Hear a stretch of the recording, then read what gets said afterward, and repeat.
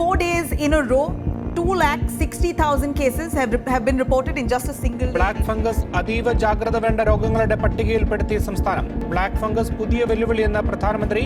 ബീഹാറിൽ അതിമാരകമായ white fungus രോഗം.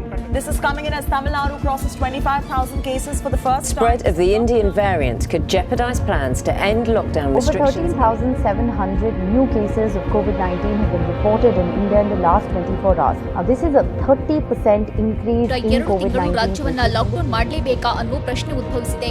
സംസ്ഥാനത്ത് ഇന്ന് 32,680 പേർക്ക് കോവിഡ്.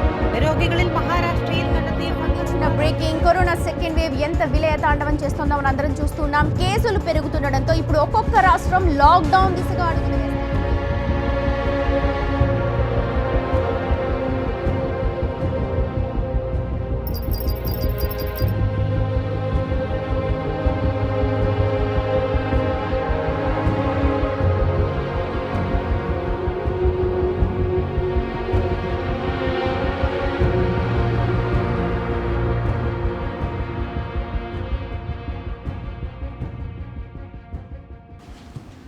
കർത്താവിൻ്റെ വിലയേറിയ നാമത്തിന് മഹത്വം ഉണ്ടാകട്ടെ. ഓർത്തതുപോലെ മരണവും മരണശേഷമുള്ള ജീവിതത്തെക്കുറിച്ച് പഠിച്ചുകൊണ്ടിരിക്കുകയാണ്.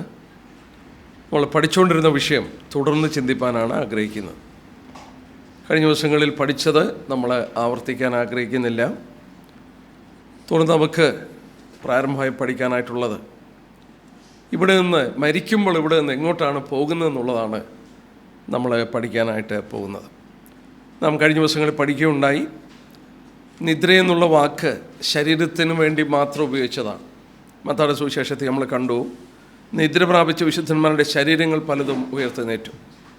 ശരീരമാണ് നിദ്രയ്ക്ക് ഏൽപ്പിക്കുന്നത്, ആത്മാവും ദേഹിയും നിദ്രയ്ക്ക് ഏൽപ്പിക്കുന്നില്ല.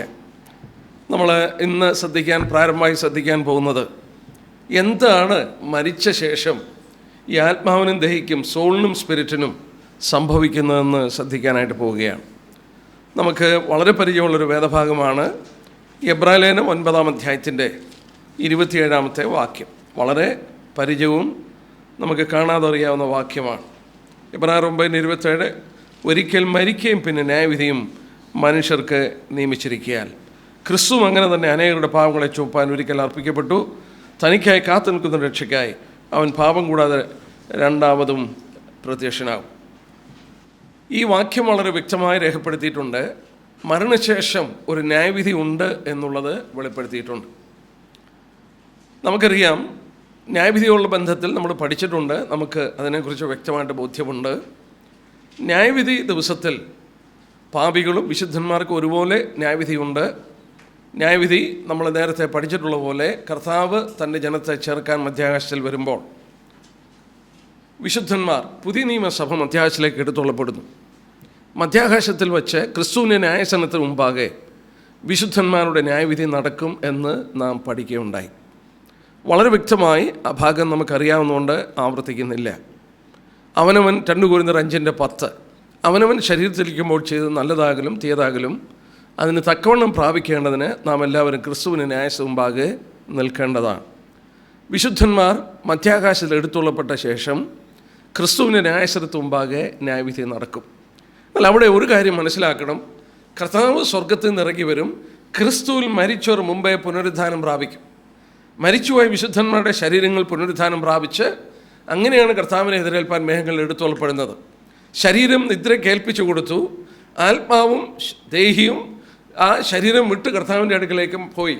എന്നാൽ യേശുക്രിസ്തു മടങ്ങി വരുമ്പോൾ ആ ദേഹിയും ആത്മാവും മടങ്ങി വന്ന് ശരീരത്തിൽ പ്രവേശിച്ച് പുനരുദ്ധാനം പ്രാപിച്ചിട്ടാണ് ഈ ക്രിസ്തുവിൻ്റെ ന്യായത്തിന് മുമ്പാകെ നിൽക്കുന്നതെന്നുള്ളത് വ്യക്തമായ തിരുവചനത്തിലൂടെ നമുക്ക് ബോധ്യമാണ്. അതുപോലെ തന്നെ പാപികളെ സംബന്ധിച്ച് വെളിപ്പാട് പുസ്തകം 20-ാം അധ്യായത്തിൻ്റെ 11-15 വരെയുള്ള വാക്യം പാപികളുടെ ന്യായവിധിയെക്കുറിച്ച് പറയുന്നുണ്ട്. അവരുടെ ന്യായവിധി വെള്ളസിംഹാസനത്തിന് മുമ്പിലാണ്. നാം അവിടെയും പഠിക്കുകയുണ്ടായി. സമുദ്രം തന്നിലുള്ള മരിച്ചവരെ ഏൽപ്പിച്ചു കൊടുത്തു, മരണവും പാതാളവും തങ്ങളിലുള്ള മരിച്ചവരെ ഏൽപ്പിച്ചു കൊടുത്തു. മരണമെന്ന വാക്കുകൊണ്ട് ശരീരവും പാതാളമെന്നുള്ള വാക്കുകൊണ്ട് ആത്മാവിനെയുമാണ് അവിടെ ഉദ്ദേശിച്ചിട്ടുള്ളത്. ആത്മാക്കളെ പാതാളത്തിലാണ് നമ്മളിന്ന് പഠിക്കാൻ പോവുകയാണ്. അവിടെ നിന്ന് ആത്മാക്കളെ വിട്ടുകൊടുക്കുന്നു, ശരീരത്തെ വിട്ടുകൊടുക്കുന്നു. അവിടെ പാപികളുടെ പുനരുദ്ധാനം കഴിഞ്ഞ ശേഷമാണ് അവർക്കും ന്യായവിധി ഉണ്ടാകുന്നത്. ആ ഭാഗം നമ്മൾ ആവർത്തിക്കുന്നില്ല.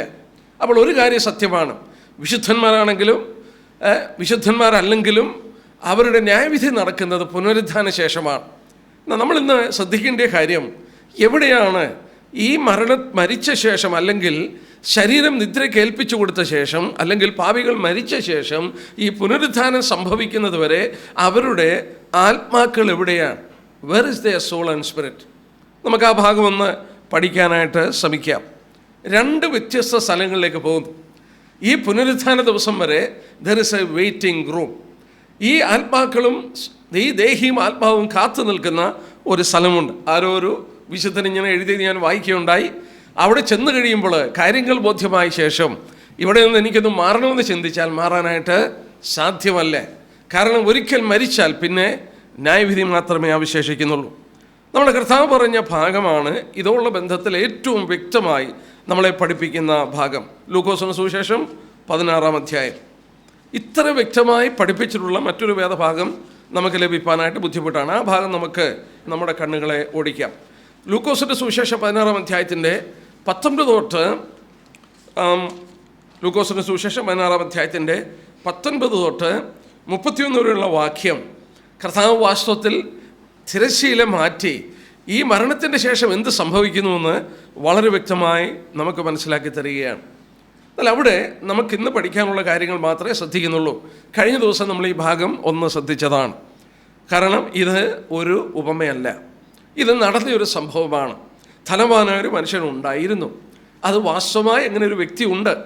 അവൻ്റെ മരണശേഷം എന്ത് സംഭവിച്ചെന്നും അതുപോലെ കർത്താവ് ലാസർ മരിച്ചപ്പോൾ എന്ത് സംഭവിച്ചെന്നുള്ളതും കർത്താവ് വെളിപ്പെടുത്തി തരികയാണ്. എന്താണ് ഇവിടെ സംഭവിച്ചത്? നമ്മളതിൻ്റെ 23-ാം വാക്യം നോക്കിയാട്ടെ. 23-ാം വാക്യം, ധനവാൻ മരിച്ചു, അടക്കപ്പെട്ടു, പാതാളത്തിൽ യാതന അനുഭവിക്കുമ്പോൾ മേലോട്ട് നോക്കി ദൂരത്ത് നിന്ന് അബ്രാഹാമിനെയും അവൻ്റെ മടിയിൽ ലാസറിനെയും കണ്ടു. ആ വാക്യം എത്ര വ്യക്തമാണെന്ന് ഓർക്കുക. ധനവാൻ മരിച്ചു, അടക്കപ്പെട്ടു. അവൻ്റെ ശരീരം ഈ മണ്ണിലൂടെ അടക്കപ്പെട്ടു. ഒരുപക്ഷെ അവൻ ധനവാനായതുകൊണ്ട് വളരെ എലാബറേറ്റ് ആയിട്ടുള്ള, വളരെ ഈ ലോകത്തിൻ്റെ ആഡംബരങ്ങളോടുകൂടി അവനെ അടക്കി കാണും, അതിന് തർക്കമില്ല. കാരണം അവൻ ധനവാനാണ്, അവനെ അടക്കി. എന്നാൽ അടുത്തായിട്ട് ഇവിടെ കാണാൻ കഴിയാത്തൊരു കാര്യം കർത്താവ് നമുക്ക് മനസ്സിലാക്കി തരികയാണ്. ധനവാൻ മരിച്ചു, അടക്കപ്പെട്ടു, പാതാളത്തിൽ യാതന അനുഭവിക്കുന്നു. ഈ ഭാഗം നോക്കുക. ഇവൻ മരിച്ചു കഴിഞ്ഞപ്പോൾ അവൻ്റെ ആത്മാവ് പോയത് പാതാളത്തിലാണ്. അതിന് ഗ്രീക്ക് ഭാഷയിൽ, പുതിയ നിയമം ഗ്രീക്ക് ഭാഷയിലാണ് എഴുതിയത്. ഗ്രീക്ക് ഭാഷയിൽ ആ വാക്കിന് ഹേഡീസ് എന്ന വാക്കാണ്. ഹേഡീസ് എന്ന വാക്ക്. എബ്രായ ഭാഷയിൽ ആ വാക്കിന് ഷിയോൾ എന്ന വാക്കാണ്. എബ്രായ ഭാഷയിൽ ഷിയോൾ എന്നും ഗ്രീക്ക് ഭാഷയിൽ ഹേഡീസ് എന്നും മലയാള ഭാഷയിൽ പാതാളമെന്നും അതിന് വിവർത്തനം ചെയ്തിട്ടുണ്ട്. ചില ഭാഷാന്തരത്തിൽ നരകമെന്നൊക്കെ പറയുന്നതൊന്നും ശരിയല്ല. അത് എന്താണെന്നുള്ളത് നമുക്ക് പിന്നീട് ശ്രദ്ധിക്കാം. നോക്കുക, ഇവിടെ ഈ ആത്മാക്കൾ കടന്നു പോകുന്നത് ഹേഡീസിലാണ്, അല്ലെങ്കിൽ ഷിയോളിലാണ്. മലയാള ഭാഷയെ നമ്മൾ വായിച്ച പോലെ പാതാളത്തിലാണ്.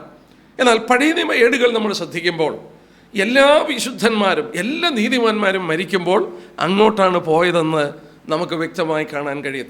അങ്ങനെ പറഞ്ഞിട്ടുണ്ടോ? ധനവാൻ പോയത് പാതാളത്തിൽ യാതന അനുഭവിക്കുകയാണ്. എന്നാൽ പഴയ നിയമ ഭക്തന്മാരും മരിച്ചപ്പോൾ ഈ പാതാളത്തിലോട്ടാണ് പോയതെന്ന് ബൈബിൾ രേഖപ്പെടുത്തുന്നുണ്ട്. ചില വാക്യങ്ങൾ വായിച്ചിട്ട് നമുക്ക് പോകാം. അതിന് വ്യത്യാസം നമുക്ക് പിന്നീട് ചിന്തിക്കാം.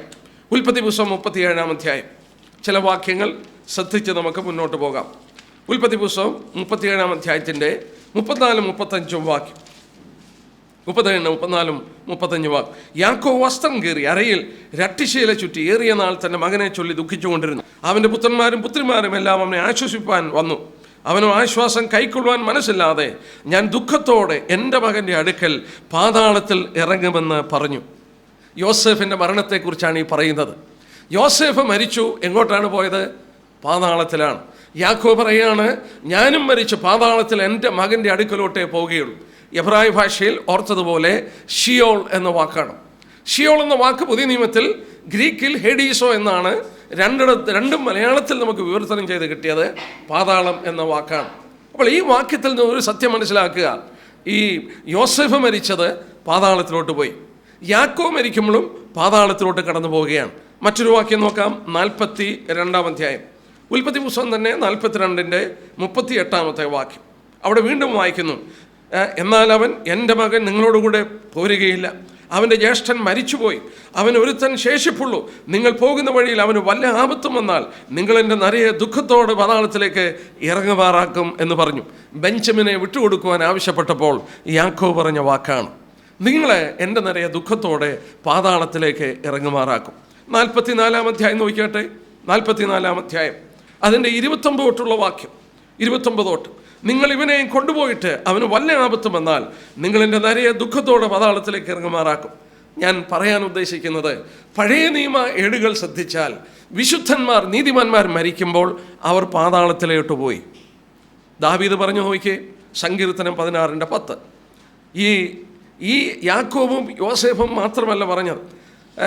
ദാവീദ് സങ്കീർത്തനങ്ങൾ 16:10 വാക്യം. 16:10 നീ എൻ്റെ പ്രാണനെ പാതാളത്തിൽ വിടുകയില്ല, നിന്റെ പരിശുദ്ധനെ ദ്രവത്വം കാണുവാൻ സമ്മതിക്കുകയുമില്ല. കർത്താവിനെ കുറിച്ചുള്ള പ്രവചനമാണെങ്കിലും ദാവീദിൻ്റെ ജീവിതത്തോടുള്ള ബന്ധത്തിൽ ദാവീദ് രേഖപ്പെടുത്തുമ്പോൾ നീ എൻ്റെ പ്രാണനെ പാതാളത്തിൽ വിടുകയില്ല. അപ്പോൾ പാതാളത്തിൽ കടന്നു പോകുമെന്നുള്ളത് ദാവീദും പ്രഖ്യാപിക്കുന്നു. അതുപോലെ കോരപുത്രന്മാർ, ഇനി ഞാൻ ആ വാക്യം വായിക്കുന്നില്ല, 88 സങ്കീർത്തനം 3 വാക്യം. അതുപോലെ 49 സങ്കീർത്തനം 15 വാക്യം.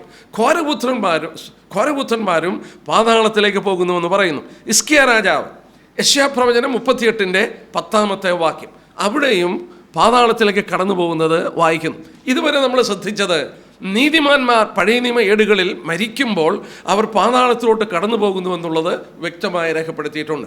എന്നാൽ അടുത്തായിട്ട് ശ്രദ്ധിക്കണം, ദുഷ്ടന്മാർ മരിക്കുമ്പോഴും ഈ പാതാളത്തിലോട്ടാണ് പോയത്. നമ്മളിപ്പോൾ വായിച്ചു, ധനവാൻ മരിച്ചു, പാതാളത്തിൽ യാതന അനുഭവിക്കുകയാണ്. ചില വാക്യം നമുക്ക് വായിക്കാം. സങ്കീർത്തനങ്ങൾ 9 അതിൻ്റെ 17 വാക്യം നോക്കാം. സങ്കീർത്തനം 9:17, ദുഷ്ടന്മാരും ദൈവത്തെ മറക്കുന്ന സകല ജാതികളും പാതാളത്തിലേക്ക് തിരിയും. അപ്പം ദുഷ്ടന്മാരും ദൈവത്തെ മറക്കുന്നവരും എങ്ങോട്ടാണ് പോകുന്നത്? പാതാളത്തിലോട്ടാണ് പോകുന്നത്. വിശുദ്ധന്മാർ പഴയ നിയമ ഏടുകളിൽ മരിക്കുമ്പോൾ പാതാളത്തിലേക്ക് പോകുമെന്ന് പറഞ്ഞു. സങ്കീർത്തനം 31:17 വാക്യം. 31:17 വാക്യം അവിടെ നോക്കുക, യഹോവേ നിന്നെ വിളിച്ചപേക്ഷിക്കൊണ്ട് ഞാൻ ലജ്ജിച്ചു പോകരുത്, ദുഷ്ടൻ ലജ്ജിച്ച് പാതാളത്തിൽ മൗനമായിരിക്കട്ടെ. അനേക വാക്യങ്ങളുണ്ട്. സങ്കീർത്തനം 49:13-14 വാക്യം. സങ്കീർത്തനങ്ങൾ 55:13 വാക്യം. അപ്പോൾ ഇവിടെ ഒരു കാര്യം പ്രത്യേകം മനസ്സിലാക്കുക, മരണശേഷം എവിടോട്ടാണ് ആത്മാവ് കടന്നു പോകുന്നത്? ഈ ദേഹിയും ആത്മാവും കൂടെ എങ്ങോട്ട് പോകുന്നു? ധനവാന്റെ കാര്യം കർത്താവ് ലൂക്കോസ് 16 നമുക്ക് വെളിപ്പെടുത്തി തന്നു. ധനവാൻ മരിച്ചു, അടക്കപ്പെട്ടു, പാതാളത്തിൽ യാതന അനുഭവിക്കുന്നു. പഴയ നിയമ വാക്യങ്ങളിൽ ദുഷ്ടന്മാരും ദൈവത്തെ മറക്കുന്നവരും പാതാളത്തിലോട്ട് പോയി. എന്നാൽ വിശുദ്ധന്മാർ മരിച്ചപ്പോഴും നീതിമാൻ മരിച്ചപ്പോഴും അവരും പാതാളത്തിലോട്ട് പോയി. ഇനി നമുക്ക് ഈ വ്യത്യാസം മനസ്സിലാക്കാൻ പോവുകയാണ്. ഈ പാതാളത്തിന് വ്യത്യസ്ത അറകളുണ്ടെന്നുള്ളത് കാണാൻ കഴിയുന്നു. 86 സങ്കീർത്തനത്തിൻ്റെ 13 വാക്യം. 86 സങ്കീർത്തനം അതിൻ്റെ 13 വാക്യം. 86:13, എന്നോടുള്ള നിന്റെ ദയ വലിയതല്ലോ, നീ എൻ്റെ പ്രാണനെ അധമ പാതാളത്തിൽ നിന്ന് രക്ഷിച്ചിരിക്കുക. ആ വാക്യം നോക്കിയാട്ടെ, എന്നോടുള്ള നിന്റെ ദയ വലുതാണല്ലോ, നീ എൻ്റെ പ്രാണനെ അധമ പാതാളത്തിൽ നിന്ന് രക്ഷിച്ചിരിക്കുന്നു. ഇംഗ്ലീഷ് ബൈബിളിൽ ഞാനൊന്ന് വായിക്കാം. Thou hast delivered my soul from the lowest Sheol. നമ്മൾ ഓർത്തു, പാതാളത്തിന് ഷിയോൾ എന്നും ഹേഡീസ് എന്നും പേരുണ്ട്. ഇവിടെ രേഖപ്പെടുത്തി നോക്കിയാട്ടെ, ദാവീദ് പറയുന്ന വാക്കെന്താണ്? നീ എൻ്റെ പ്രാണനെ, Thou hast delivered my soul from the lowest Sheol. ദുഷ്ടന്മാരും ദൈവത്തെ മറക്കുന്നവരും പാതാളത്തിലേക്ക് പോകുന്നു. വിശുദ്ധന്മാർ പഴയ നിയമത്തിൽ മരിച്ചപ്പോൾ പാതാളത്തിലേക്ക് പോയി. എന്നാൽ ദാവീദിന്റെ വാക്കുകളിൽ നിന്ന് ഒരു സത്യം മനസ്സിലാക്കാൻ സാധിക്കുന്നു. പാതാളത്തിൽ ദുഷ്ടന്മാർ അധമ പാതാളത്തിലേക്ക് പോയി. Thou hast delivered my soul from the lowest Sheol. അപ്പോൾ പാതാളത്തിന് 3 ഘട്ടമുണ്ടെന്ന്, അല്ലെങ്കിൽ 3 പ്രതലമുണ്ടെന്ന് ആ വാക്കിൽ നിന്ന് മനസ്സിലാക്കാൻ സാധിക്കുന്നു. Low, lower, lowest. 3 degrees. Low, lower, lowest. You have delivered my soul from the lowest sheol. നീ എൻ്റെ പ്രാണനെ അധമ പാതാളത്തിൽ നിന്ന് രക്ഷിച്ചിരിക്കുന്നു. നമ്മൾ ഓർക്കണം, സ്വർഗം 3.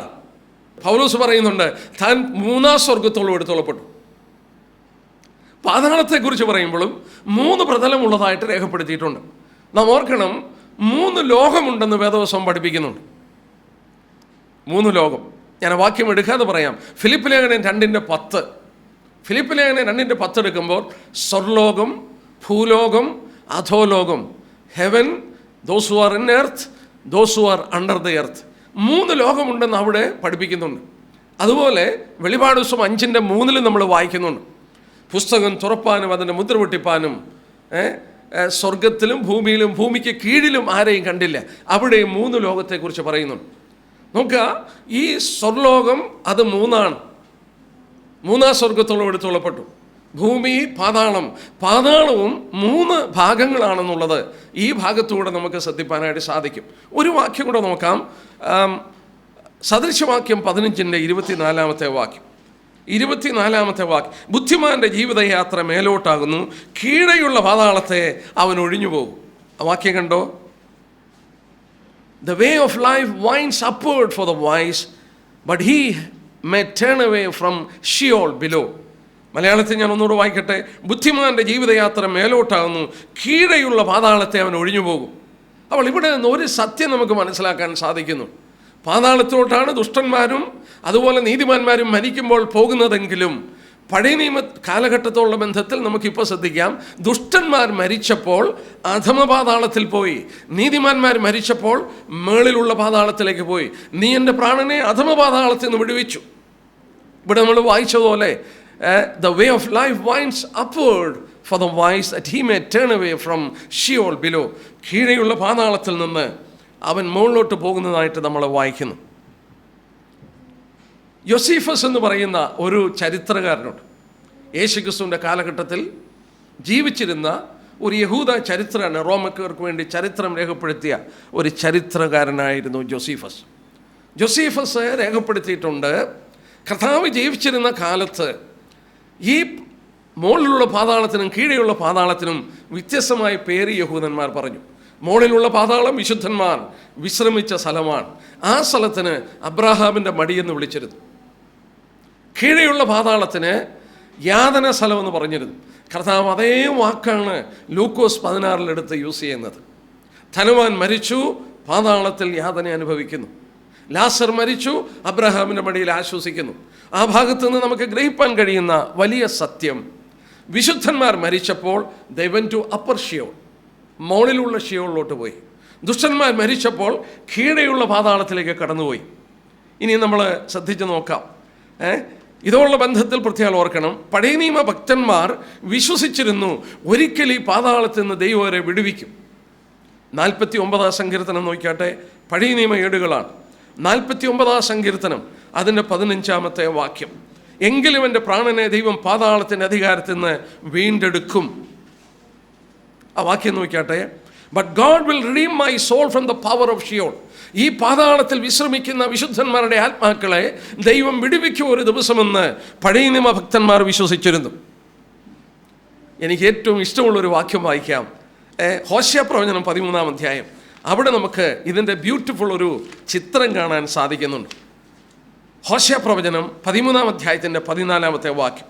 ഞാൻ മലയാളത്തിൽ വായിച്ചിട്ട് അത് ഇംഗ്ലീഷിലും വായിക്കാം. ഹോശേയ 13-ന്റെ 14-ാം വാക്യം, ഞാൻ അവരെ പാതാളത്തിൻ്റെ അധീനതയിൽ നിന്ന് വീണ്ടെടുക്കും. സ്തോത്രം. ആ വാക്ക് നോക്കിയേ, പഴയ നിയമ ഭക്തന്മാർ മരിച്ചപ്പോൾ പാതാളത്തിൻ്റെ അധികാരത്തിൽ നിന്ന് വീണ്ടെടുക്കും എന്നവർ വിശ്വസിച്ചിരുന്നു. ഇവിടെ പറഞ്ഞ വാക്കൊന്ന് ശ്രദ്ധിച്ചേ, ഞാൻ അവരെ പാതാളത്തിൻ്റെ അധീനത്തിൽ നിന്ന് വീണ്ടെടുക്കും. ആരായി പറയുന്നത്? ആ വാക്യം മുഴുവൻ നമുക്കൊന്ന് വായിക്കാം. മരണത്തിൽ നിന്ന് ഞാൻ അവരെ വിടുവിക്കും. മരണമേ നിൻ്റെ ബാധകൾ എവിടെ? പാതാളമേ നിൻ്റെ സംഹാരം എവിടെ? എനിക്ക് ഇംഗ്ലീഷിൽ ആ വാക്യം ഭയങ്കര ഇഷ്ടമാണ്. ഞാൻ ഇംഗ്ലീഷിൽ വായിക്കാം. I will ransom them from the power of the Sheol. I will redeem them from death. O death, I will be your plague. O grave, I will be your destruction. എന്തൊരു വാക്യമാ! ഐ എന്നുള്ള വാക്ക് 4 പ്രാവശ്യം ഉപയോഗിച്ചിട്ടുണ്ട്. ഞാനത് ചെയ്യും. ആരാണ്? കർത്താവിന് മാത്രമേ അത് ചെയ്യാൻ സാധിക്കത്തുള്ളൂ. നമ്മുടെ കർത്താവിൻ്റെ പ്രവചനമാണിത്, കർത്താവിനെ കുറിച്ചുള്ള പ്രവചനം. I will ransom them from the power of Sheol. ഈ പാതാളത്തിൻ്റെ അധികാരത്തിൽ നിന്ന് ഞാൻ അവരെ വീണ്ടെടുക്കും. 2, I will redeem from death. മരണത്തിൽ നിന്ന് ഞാൻ അവരെ വീണ്ടെടുക്കും. എന്നിട്ട് പറയുകയാണ്, ഓ ഡെത്ത്, അല്ലയോ മരണമേ, I will be your plague. ഞാൻ നിൻ്റെ ബാധയായി മാറും. ഓ Sheol, I will be your destruction. അല്ലയോ പാതാളമേ, നിൻ്റെ സംഹാരം ഞാനായിരിക്കും. നമ്മുടെ കർത്താവ് മരണത്തെ ജയിച്ച് പുനരുത്ഥാനം പ്രാപിച്ചിട്ട് അവൻ പറഞ്ഞ വാക്കുകൾ വെളിപാട് പുസ്തകത്തിൽ എഴുതിയിട്ടുണ്ട്. മരണത്തിൻ്റെയും പാതാളത്തിൻ്റെയും താക്കോല് എൻ്റെ കയ്യിലാണ്. കർത്താവാണ് നമ്മൾ ഓർത്തതുപോലെ ഹീസ് ദ വൺ. അവനാണ് നമുക്ക് ഈ വിജയം തരുന്നത്. ഈ വാക്യം എടുത്തിട്ട് പുതിയ നിയമത്തിൽ കോട്ട് ചെയ്തിട്ടുണ്ട്. 1 കൊരിന്ത്യർ 15-ാം അധ്യായത്തിൻ്റെ 55-ാമത്തെ വാക്യം. 1 കൊരിന്ത്യർ 15:55. അവിടെ നമ്മൾ വായിക്കുമ്പോൾ മലയാള ബൈബിളിൽ ഇച്ചിരൂടെ ഒന്ന് വിവർത്തനത്തിൽ മാറ്റമുണ്ട്. അത് ഇംഗ്ലീഷിൽ എന്താണെന്നുള്ളത് ഞാൻ പറയാം. 1 കൊരിന്ത്യർ 15-ാം അധ്യായം പുനരുത്ഥാനത്തിൻ്റെ അധ്യായമാണ്. 1 കൊരിന്ത്യർ 15-ാം അധ്യായം അതിൻ്റെ 55-ാമത്തെ വാക്യം നോക്കിയാട്ടെ. 55-ാം വാക്യം, ഹേ മരണമേ നിന്റെ ജയം എവിടെ? ഹേ മരണമേ നിന്റെ വിഷയമുള്ളവിടെ? ഇംഗ്ലീഷിൽ വായിച്ചാൽ, oh death where is your sting, oh Hades where is your victory. 2 കൂട്ടം ആളുകളുടെ വാക്കുകളാണ് ഈ കേൾക്കുന്നത്. Oh death where is your sting. മരണത്തിന് കുത്തുവാൻ കഴിയാഞ്ഞ ചിലരുണ്ട്. അവർ വെല്ലുവിളിക്കുകയാണ്, ഓ മരണമേ നിന്റെ വിഷമുള്ളവിടെയാണ്. ആരാണത്? കർത്താവ് മധ്യാകാശത്തിൽ വരുമ്പോൾ മരണം കാണാതെ മാറ്റപ്പെട്ട് എടുത്തുകൊള്ളപ്പെടുന്ന വിശുദ്ധന്മാർ. അവർ പറയുന്ന വാക്കാണ്, oh death where is your sting. അല്ലയോ മരണമേ നിന്റെ വിഷമുള്ളവിടെയാണ്, നിനക്കെന്നെ കുത്താൻ കഴിഞ്ഞില്ല. അവർ പറയുന്ന വാക്കാണ്. ഇനി മരിച്ചുപോയവരെന്താ പറയുന്നത്? ഓ Hades were is your victory. അല്ലയോ പാതാളമേ നിന്റെ വിജയം എവിടെയാണ്? എന്നെ ഇതുവരെ നീ പിടിച്ചു വെച്ചു, നിന്റെ വിജയം എവിടെയാണ്? ഇതിൽ 2-ൽ നിന്നും വിടുതൽ തരുന്ന കർത്താവാണ്. എന്തൊരു പ്രവചനമാണെന്ന് നോക്കിയാട്ടെ. നമ്മുടെ കർത്താവിൻ്റെ മഹത്വം ഇവിടെ കാണാനായിട്ട് സാധിക്കുന്നു. എൻ്റെ സഹോദരന്മാരെ, അവൻ മരിച്ചു പുനരുത്ഥാനം പ്രാപിച്ചപ്പോൾ ഈ വാക്യം വിശുദ്ധന്മാരുടെ ജീവിതത്തിൽ അനർത്ഥമായി പാതാളത്തിൽ നിന്ന് അവരെ വീണ്ടെടുക്കുവാൻ കർത്താവിന് സാധിക്കുന്നു. അതുപോലെ മരണത്തിൻ്റെ അധികാരത്തിൽ നിന്ന് അവരെ വിടുവിക്കുന്നു. പാതാളത്തിൻ്റെ സംഹാരമായവൻ മാറുന്നു. വിശുദ്ധന്മാരെ ആ വിഷമുള്ളുകൊണ്ട് കുത്താതെ അവർക്ക് വിജയം കൊടുക്കുന്ന കർത്താവ് നമുക്ക് വേണ്ടി ആയിത്തീർന്നു. കർത്താവിന് മഹത്വം. 4 പ്രാവശ്യം ഐ എന്നുള്ള വാക്ക്, ഐ വിൽ ബി എന്നുള്ള വാക്ക് ഇവിടെ രേഖപ്പെടുത്തിയിട്ടുണ്ട്. ഇംഗ്ലീഷ് ബൈബിൾ വായിച്ചാൽ ഐ വിൽ എന്ന് 4 പ്രാവശ്യം കർത്താവിനാൽ നമുക്ക് വേണ്ടി ചെയ്തു തരുന്ന വലിയ സത്യം ഇവിടെ കാണാനായിട്ട് സാധിക്കുന്നു. ബ്യൂട്ടിഫുൾ ആയിരിക്കുന്നു ആ വാക്യം. എന്നാൽ അതുപോലെ തന്നെ ഓർക്കണം, ആ ക്രൂശിൽ വെച്ച് ഒരു കള്ളൻ രക്ഷിക്കപ്പെട്ടു. കർത്താവിനോടുകൂടെ 2 പേർ ക്രൂശിക്കപ്പെട്ടതിൽ ഒരു കള്ളൻ രക്ഷിക്കപ്പെട്ടു. അവനോട് കർത്താവ് എന്താ പറഞ്ഞത്? ലൂക്കോസ് 21:24, today you will be with me in paradise. നീ ഇന്ന് എന്നോടുകൂടെ പർദീസയിലായിരിക്കും. നമുക്ക് ആ ഭാഗം ഒന്ന് ശ്രദ്ധിക്കാം. യോഹന്നാന്റെ സുവിശേഷം 20-ാം അധ്യായം നോക്കുക. എവിടെയായിരുന്നു കർത്താവ് ഈ 3 ദിവസം? സ്വർഗത്തിലായിരുന്നു. കർത്താവ് മരിച്ചു, അടക്കപ്പെട്ടു. നമ്മൾ ഓർത്തുകൊണ്ടിരുന്ന പോലെ അവൻ്റെ ആത്മാവും ദേഹിയും അവൻ്റെ ശരീരത്തിൽ നിന്ന് മാറ്റി അരിമത്യയിലെ യോസഫിൻ്റെ കല്ലറയിൽ അവൻ്റെ ശരീരം അടക്കി. പക്ഷേ അവൻ്റെ ആത്മാവ് എവിടെയായിരുന്നു? പലരും ചിന്തിക്കുന്ന പോലെ സ്വർഗത്തിലല്ലായിരുന്നു. യോഹന്നാന്റെ സുവിശേഷം 20-ാം അധ്യായത്തിൻ്റെ 17-ാം വാക്യം നോക്കുക. പുനരുത്ഥാന പ്രഭാതത്തിൽ മറിയോട് കർത്താവ് പറഞ്ഞ വാക്ക് നോക്കിയാട്ടെ. യേശുവോളോട്, എന്നെ തുടരുത്, ഞാൻ ഇതുവരെ പിതാവിൻ്റെ അടുക്കൽ കരേറിപ്പോയിട്ടില്ല. പുനരുത്ഥാന പ്രഭാതത്തിൽ ആ പൂന്തോപ്പിൽ വെച്ച്, ആ കല്ലറയ്ക്കൽ വെച്ച് മറിയെ കർത്താവ് കാണുമ്പോൾ കർത്താവ് മറിയോട് പറയുകയാണ്, എന്നെ തുടരുത്, ഞാൻ ഇതുവരെ എൻ്റെ പിതാവിൻ്റെ അടുക്കൽ കരേറിപ്പോയിട്ടില്ല. അന്ന് വൈകിട്ട് എന്തോ സംഭവിച്ചു? 19-ാം വാക്യം.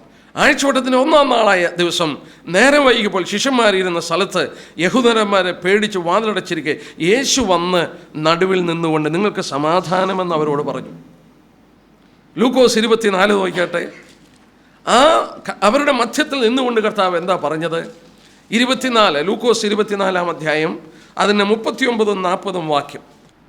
ഞാൻ തന്നെയാകുന്നു, എൻ്റെ കൈയും കാലും നോക്കി അറിവേൻ, എന്നെ തൊട്ടു നോക്കുകയും എന്നിൽ കാണുന്നത് പോലെ ഭൂതത്തിന് മാംസവും അസ്ഥിയില്ല എന്ന് പറഞ്ഞു. നമ്മളിപ്പോൾ വായിച്ചത് എന്താ? പുനരുത്ഥാന പ്രഭാതത്തിൽ മറിയോട് പറഞ്ഞു തുടരുത്. അന്ന് വൈകിട്ട് ശിഷ്യന്മാരുടെ മധ്യത്തിൽ നിന്നുകൊണ്ട് പറഞ്ഞു എന്നെ തൊട്ടു നോക്കുക. അതിൻ്റെ അർത്ഥം എന്താ? അന്ന് പ്രഭാതത്തിനും സന്ധ്യയ്ക്കും മധ്യത്തിൽ അവൻ പിതാവിൻ്റെ സന്നിൽ കരേറിപ്പോയി. കർത്താവ് മരിച്ചു.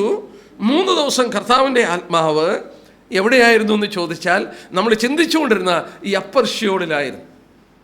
അതിന് അബ്രഹാമിൻ്റെ മടിയെന്നും പറുദീസയെന്നും പറയപ്പെട്ടിരുന്നു.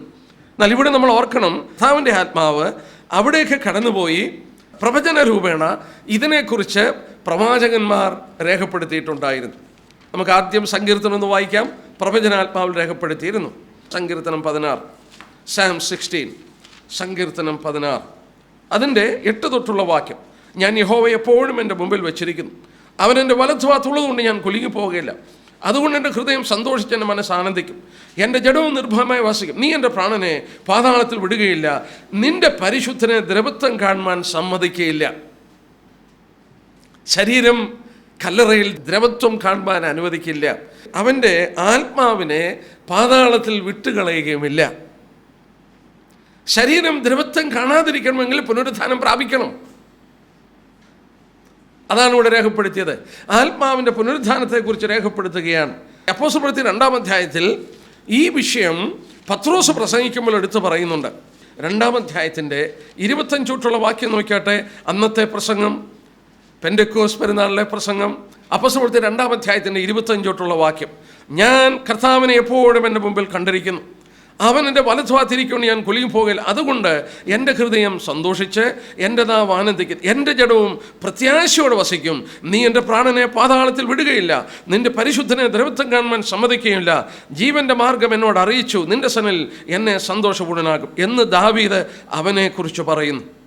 ദാവീദ് പ്രവചിച്ചത് കർത്താവിനെ കുറിച്ചാണ്. കർത്താവിൻ്റെ പുനരുത്ഥാനം. സൗരന്മാരെ, കർത്താവ് 3-ാം ദിവസം പുനരുത്ഥാനം പ്രാപിക്കുമ്പോൾ ഈ പ്രവചനം നിവർത്തിക്കുകയാണ്. അവൻ്റെ ശരീരത്തിന് ദ്രവത്വം കാണുവാൻ സമ്മതിച്ചില്ല, അവൻ്റെ ആത്മാവിനെ പാതാളത്തിൽ വിട്ടില്ല, അവൻ പുനരുത്ഥാനം പ്രാപിക്കുകയാണ്. ഇനി നമ്മൾ ഓർക്കണം, ആ പുനരുത്ഥാന പ്രഭാതത്തിൽ എന്ത് സംഭവിച്ചു? എഫേസ്യ ലേഖനം 4-ാം അധ്യായം നോക്കിയാട്ടെ. എഫേസ്യ ലേഖനം 4-ാം അധ്യായം അതിൻ്റെ 8 തൊട്ടുള്ള വാക്യം. എഫേസ്യ ലേഖനം 4-ാം അധ്യായത്തിൻ്റെ 8 തൊട്ടുള്ള വാക്യം. അവൻ ബദ്ധന്മാരെ പിടിച്ചുകൊണ്ടുപോയി ഉയരത്തിൽ കയറി മനുഷ്യർക്ക് ദാനങ്ങളെ കൊടുത്തു എന്ന് പറഞ്ഞു. കയറി എന്നതിനാൽ അവൻ ഭൂമിയുടെ അധോഭാഗങ്ങളിലേക്ക് ഇറങ്ങിയെന്ന് വരുന്നില്ലയോ? എന്താ ഈ പ്രവചനം? കർത്താവ് നോക്കുക, അധോലോകത്തിലേക്ക് ഇറങ്ങി. അവൻ മരിച്ച ശേഷം 3 ദിവസം അധോലോകത്തിലേക്ക് പോയി അവിടെയുള്ള ബദ്ധന്മാരെ പിടിച്ചുകൊണ്ട് ഉയരത്തിലേക്ക് കരയേറിപ്പോയി. പഴയ നിയമഭക്തന്മാർ നാം നേരത്തെ വായിച്ചു, അവർക്കൊരു വിടുതൽ കിട്ടും, അവരുടെ ആത്മാവിനെ പാതാളത്തിൽ ദൈവം വീണ്ടെടുക്കും. നമ്മൾ ഹോശേയാവിൽ വായിച്ചു, ഞാൻ അവരെ വിടുവിക്കും എന്നുള്ളത് പ്രവചനം നമ്മൾ കണ്ടു. കർത്താവ് മരിച്ചിട്ട് അവൻ അധോലോകത്തിലേക്ക് ഇറങ്ങിപ്പോയി. ആ ബദ്ധന്മാരെ പിടിച്ചുകൊണ്ട് കരേറി വന്നു, അവരുടെ ആത്മാക്കളെ കൊണ്ട് പുനരുത്ഥാന പ്രഭാതത്തിൽ കയറി വന്നു. ഈ പഴയ നിയമ ആത്മാക്കൾ അവനോടുകൂടെ ഇരിക്കുമ്പോഴാണ് മറിയ അവനെ കാണുന്നത്. തുടരുതെന്ന് പറഞ്ഞെന്നെ അവരെയും കൊണ്ട് ഉയരത്തിലേക്ക് കരേറിപ്പോയി. പഴയ നിയമത്തിൽ നമുക്ക് ആ ഭാഗം വായിക്കാം. 68-ാം സങ്കീർത്തനം, 68-ാമത്തെ സങ്കീർത്തനം അതിൻ്റെ 18-ാമത്തെ വാക്യം. 18-ാമത്തെ വാക്യം. നീ ഉയരത്തിലേക്ക് കയറി ബദ്ധന്മാരെ പിടിച്ചുകൊണ്ടുപോയി യാഹനതയോടെ വസിക്കേണ്ടതിന് നീ മനുഷ്യരോട് മത്സരികളോട് തന്നെ കാഴ്ച വാങ്ങിയിരിക്കുന്നു. മലയാള ബൈബിളിൽ അങ്ങനെ വിവർത്തനമുള്ളവരൊന്ന് തിരുത്തിക്കോണം. ആ ഭാഷാന്തരത്തിൽ ഒരു തെറ്റ് പറ്റിയിട്ടുണ്ട്. ഒരക്ഷരം, നീ മനുഷ്യരോടെന്നുള്ളത് നീ മനുഷ്യർക്ക്, മത്സരികളോടെന്നുള്ളത് മത്സരികൾക്ക്. ഇംഗ്ലീഷിൽ അങ്ങനെയാണ് അതിൻ്റെ കറക്റ്റ് ട്രാൻസ്ലേഷൻ. ഇത് തെറ്റായ ഒരു ഭാഷാന്തരമായി പോയി. നോക്കുക, നീ ഉയരത്തിലേക്ക് കയറി ബദ്ധന്മാരെ പിടിച്ചുകൊണ്ടുപോയി യാഹനതയോടെ വസിക്കേണ്ടതിന് നീ മനുഷ്യർക്ക് മത്സരികൾക്ക് തന്നെ കാഴ്ച വാങ്ങി. ഈ പഴയ നിയമ ഭക്തന്മാരുടെ ആത്മാക്കളെയും കൊണ്ട് പിടിച്ചുകൊണ്ട് ഉയരത്തിലേക്ക് കയറി ദൈവത്തിൻ്റെ കയ്യിൽ നിന്ന് ഗിഫ്റ്റുകൾ മേടിച്ച് മനുഷ്യന് കൊടുക്കുകയാണ്. പരിശുദ്ധാത്മാവിനെ അയച്ചു തന്നു, കൃപാവരങ്ങൾ മനുഷ്യർ കൊടുത്തു. എന്തിനാണ്? യാഹെന്ന ദൈവം മനുഷ്യരുടെ മധ്യത്തിൽ വസിപ്പാൻ. ഈ പ്രവചന ഭാഗം നോക്കിക്കട്ടെ. അപ്പോൾ ഒരു സത്യം നമുക്ക് മനസ്സിലാക്കാൻ സാധിക്കുന്നു. ആ പഴയ നിയമഭക്തന്മാരും ദുഷ്ടന്മാരും പാതാളത്തിലേക്ക് കടന്നുപോയി. വളരെ വ്യക്തമായ തിരുവചനത്തിൽ നിന്ന് കണ്ടു. എന്നാൽ 2 ഭാഗത്തിലോട്ടാണ് പോയത്. ദാവീദ് പ്രാർത്ഥിച്ചു, അല്ലെങ്കിൽ ദൈവത്തെ സ്തുതിക്കുകയാണ്. നീ എൻ്റെ പ്രാണനെ അധമ പാതാളത്തിൽ നിന്ന് വിടുവിച്ചു. നീതിമാന്മാരുടെ യാത്ര മുകളിലോട്ടാണ്, കീഴെയുള്ള പാതാളത്തെ അവൻ ഒഴിഞ്ഞു പോകും. മുകളിലെ പാതാളത്തിൽ വിശുദ്ധന്മാർ. കർത്താവ് ക്രൂശിൽ മരിച്ച് 3 ദിവസം ആ പാതാളത്തിലോട്ട് പോയപ്പോൾ, ക്രൂശിൽ വെച്ച് രക്ഷിക്കപ്പെട്ട കള്ളൻ്റെ ആത്മാവ് അവിടേക്ക് കടന്നുപോയപ്പോൾ, നീ ഇന്ന് എന്നോടുകൂടെ പരദേശിലിരിക്കുമെന്ന് പറഞ്ഞത് അതാണ്, സ്വർഗത്തിലല്ല.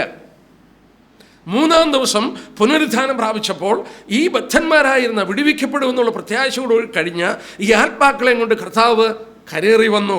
അവരെ സ്വർഗത്തിൽ കൊണ്ടുപോയി പിതാവിൻ്റെ സന്നിധിയിലാക്കി മനുഷ്യർക്ക് വേണ്ടി കാഴ്ചകൾ മേടിച്ചു, ആത്മാവിനെ ചോദിച്ചു മേടിച്ചു ഭൂമിയിലേക്ക് അയക്കുകയാണ്. ഇന്ന് നമ്മൾ ഓർക്കണം, പഴയ നിയമ കാലത്തുണ്ടായിരുന്ന പാതാളം ഇന്നും അതുണ്ട്. അതിൻ്റെ അപ്പർ ഷിയോൾ എംറ്റിയാണ്. മുകളിലുള്ള പാതാളം ഒഴിഞ്ഞു കിടക്കുകയാണ്. കീഴെയുള്ള പാതാളമോ, അവിടെ ദുഷ്ടന്മാരുടെ ആത്മാക്കൾ ഇന്നും യാതന അനുഭവിക്കുകയാണ്. ലൂക്കോസ് 16 നമ്മൾ കണ്ടു.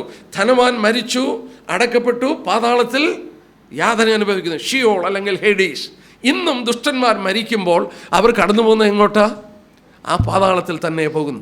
പക്ഷേ വിശുദ്ധന്മാർ എവിടോട്ടാണ് ഇന്ന് പോകുന്നത്? ഇന്ന് രക്ഷിക്കപ്പെട്ട ഒരു ദൈവത്തിൽ മരിക്കുമ്പോൾ എങ്ങോട്ടാണ് പോകുന്നത്? നമുക്കറിയാം, പഴയ നിയമത്തിൽ മരിച്ചപ്പോൾ അപ്പർ ഷിയോളിലോട്ട് പോയി. ഇന്ന് മരിക്കുമ്പോൾ എങ്ങോട്ടാണ് പോകുന്നത്? 2 വാക്യം നമുക്ക് വായിച്ചു നോക്കാം. 2 കൊരിന്ത്യർ 5-ാം അധ്യായത്തിൻ്റെ 8-ാം വാക്യം. അനേകർക്ക് സംശയമുണ്ട്, ഇന്ന് മരിക്കുന്ന വിശുദ്ധന്മാരുടെ ആത്മാക്കൾ എങ്ങോട്ടാണ് പോകുന്നത്?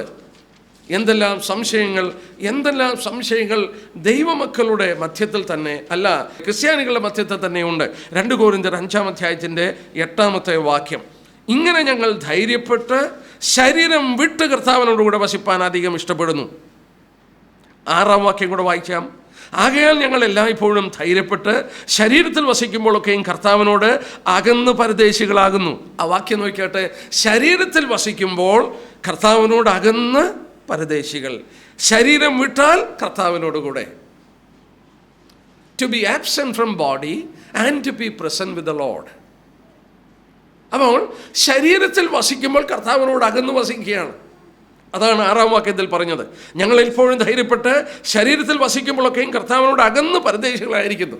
എന്നാൽ ശരീരം വിട്ടാൽ കർത്താവിനോട് കൂടെ വസിക്കാൻ അധികം ഇഷ്ടപ്പെടുന്നു. അപ്പോൾ ഈ വാക്യം വളരെ വ്യക്തമായി നമ്മളെ പഠിപ്പിക്കുന്നു.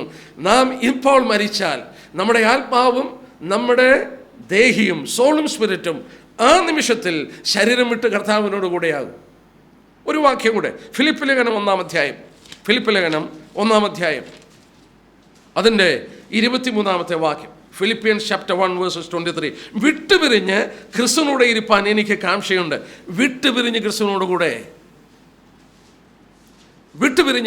കൂടെ. സൗരന്മാരെ ശരീരത്തിൽ നിന്ന് ആത്മാവ് വിട്ടാൽ ഇവിടെ ഉഴന്ന് നടക്കത്തില്ല, ഒന്നും സംഭവിക്കത്തില്ല. To be absent from body and to be present with the Lord. ഇവിടെ നിന്ന് ശരീരത്തിൽ നിന്ന് ആത്മാവ് വിട്ടാൽ, ഒരു വിശുദ്ധൻ്റെ ആത്മാവ് വിട്ടുകഴിഞ്ഞാൽ അടുത്ത നിമിഷം കർത്താവിൻ്റെ സന്നിധിയിലായിരിക്കും.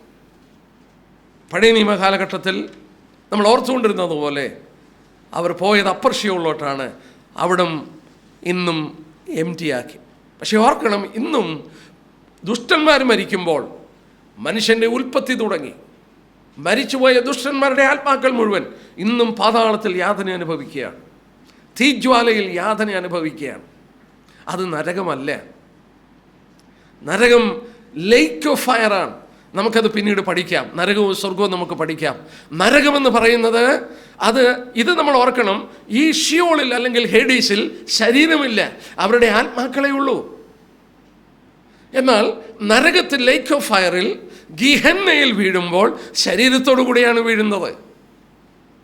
ഗിഹന്ന എന്നുള്ള വാക്കാണ് അതിന് ഉപയോഗിച്ചിരിക്കുന്നത്. എന്തുകൊണ്ട് ആ വാക്ക് വന്നു എന്നൊക്കെ ഞാൻ പിന്നീട് എടുക്കാം.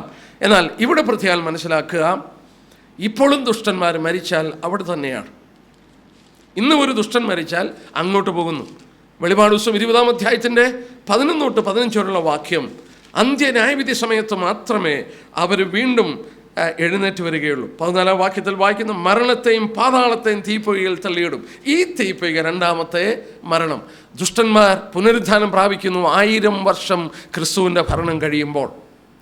അവർ പുനരുദ്ധാനം പ്രാപിച്ച് ആ പുനരുദ്ധാന ശരീരത്തിൽ അവരെ ന്യായം വിധിച്ച് നിത്യനരകത്തിലേക്ക്, എന്ന് പറഞ്ഞാൽ ഗിഹിന്ന, ലേക്ക് ഓഫ് ഫയർ, അഗ്നി തടാകത്തിലേക്ക് അവരെ തള്ളിക്കളയും. അതുവരെ അവരുടെ ആത്മാക്കൾ ഷിയോൾ അല്ലെങ്കിൽ ഹേഡീസ് അല്ലെങ്കിൽ പാതാളത്തിൽ യാതന അനുഭവിച്ചുകൊണ്ടിരിക്കുകയാണ്. വളരെ വ്യക്തമായിട്ട് ഓർക്കുക. എന്നാൽ ഭക്തന്മാർ മരിക്കുമ്പോൾ അവർ വിശ്രമത്തിലേക്ക് പോവുകയാണ്. 14-ാം അധ്യായം, വെളിപാട് പുസ്തകം 14-ാം അധ്യായത്തിൻ്റെ അതിൻ്റെ 13-ാമത്തെ വാക്യത്തിൽ വായിക്കുന്നു, ഞാൻ സ്വർഗത്തിൽ നിന്നൊരു ശബ്ദം കേട്ടു, എഴുതുക, ഇന്നു മുതൽ കർത്താവിൽ മരിക്കുന്ന വൃതന്മാർ ഭാഗ്യവാന്മാർ. അതേ, അവർ തങ്ങളുടെ പ്രയത്നത്തിൽ നിന്ന് വിശ്രമിക്കേണ്ടതാണെന്നു, അവരുടെ പ്രവൃത്തി അവരെ പിന്തുടരുന്നു, ആത്മാവ് പറയുന്നു. വിശുദ്ധന്മാർ മരിക്കുമ്പോൾ അവർ വിശ്രമത്തിലേക്ക് പ്രവേശിക്കുന്നു. പഴയ നിയമത്തിൽ ദാനിയേൽ 12:13 ദാനിയേലിനോട് ദൈവം, നീയോ ദാനിയേലേ, നീ പൊയ്ക്കൊള്ളുക, നീ വിശ്രമിച്ച് കാലാവസാനത്തിൽ നിന്റെ ഓഹരി ലഭിക്കാനായിട്ട് എഴുന്നേറ്റ് വരും. ഏത് വിധത്തിലുള്ള വിശ്രമമാണെന്ന് നമുക്ക് അറിഞ്ഞുകൂടാ. But they are in rest. നമ്മുടെ പിതാക്കന്മാർ നമ്മളെ വിട്ട് കടന്നുപോയി.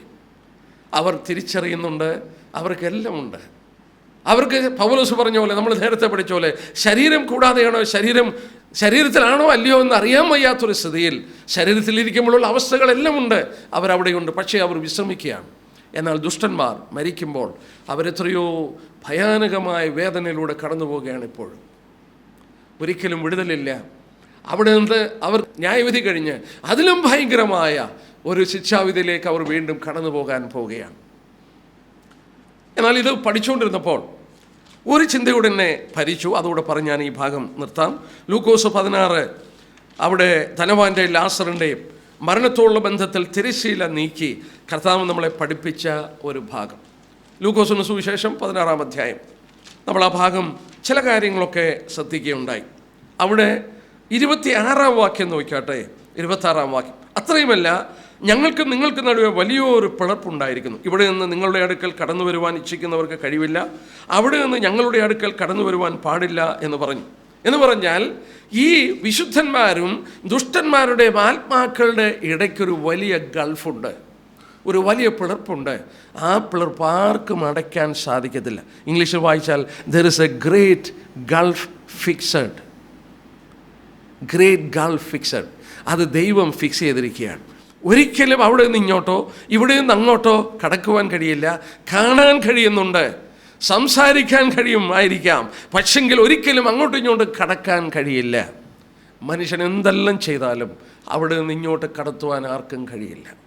പോപ്പിൻ്റെ തലയിലുള്ള ഒരു ടൈറ്റിൽ എന്ന് പറഞ്ഞാൽ പൊന്തിഫസ് മാക്സിമസ്.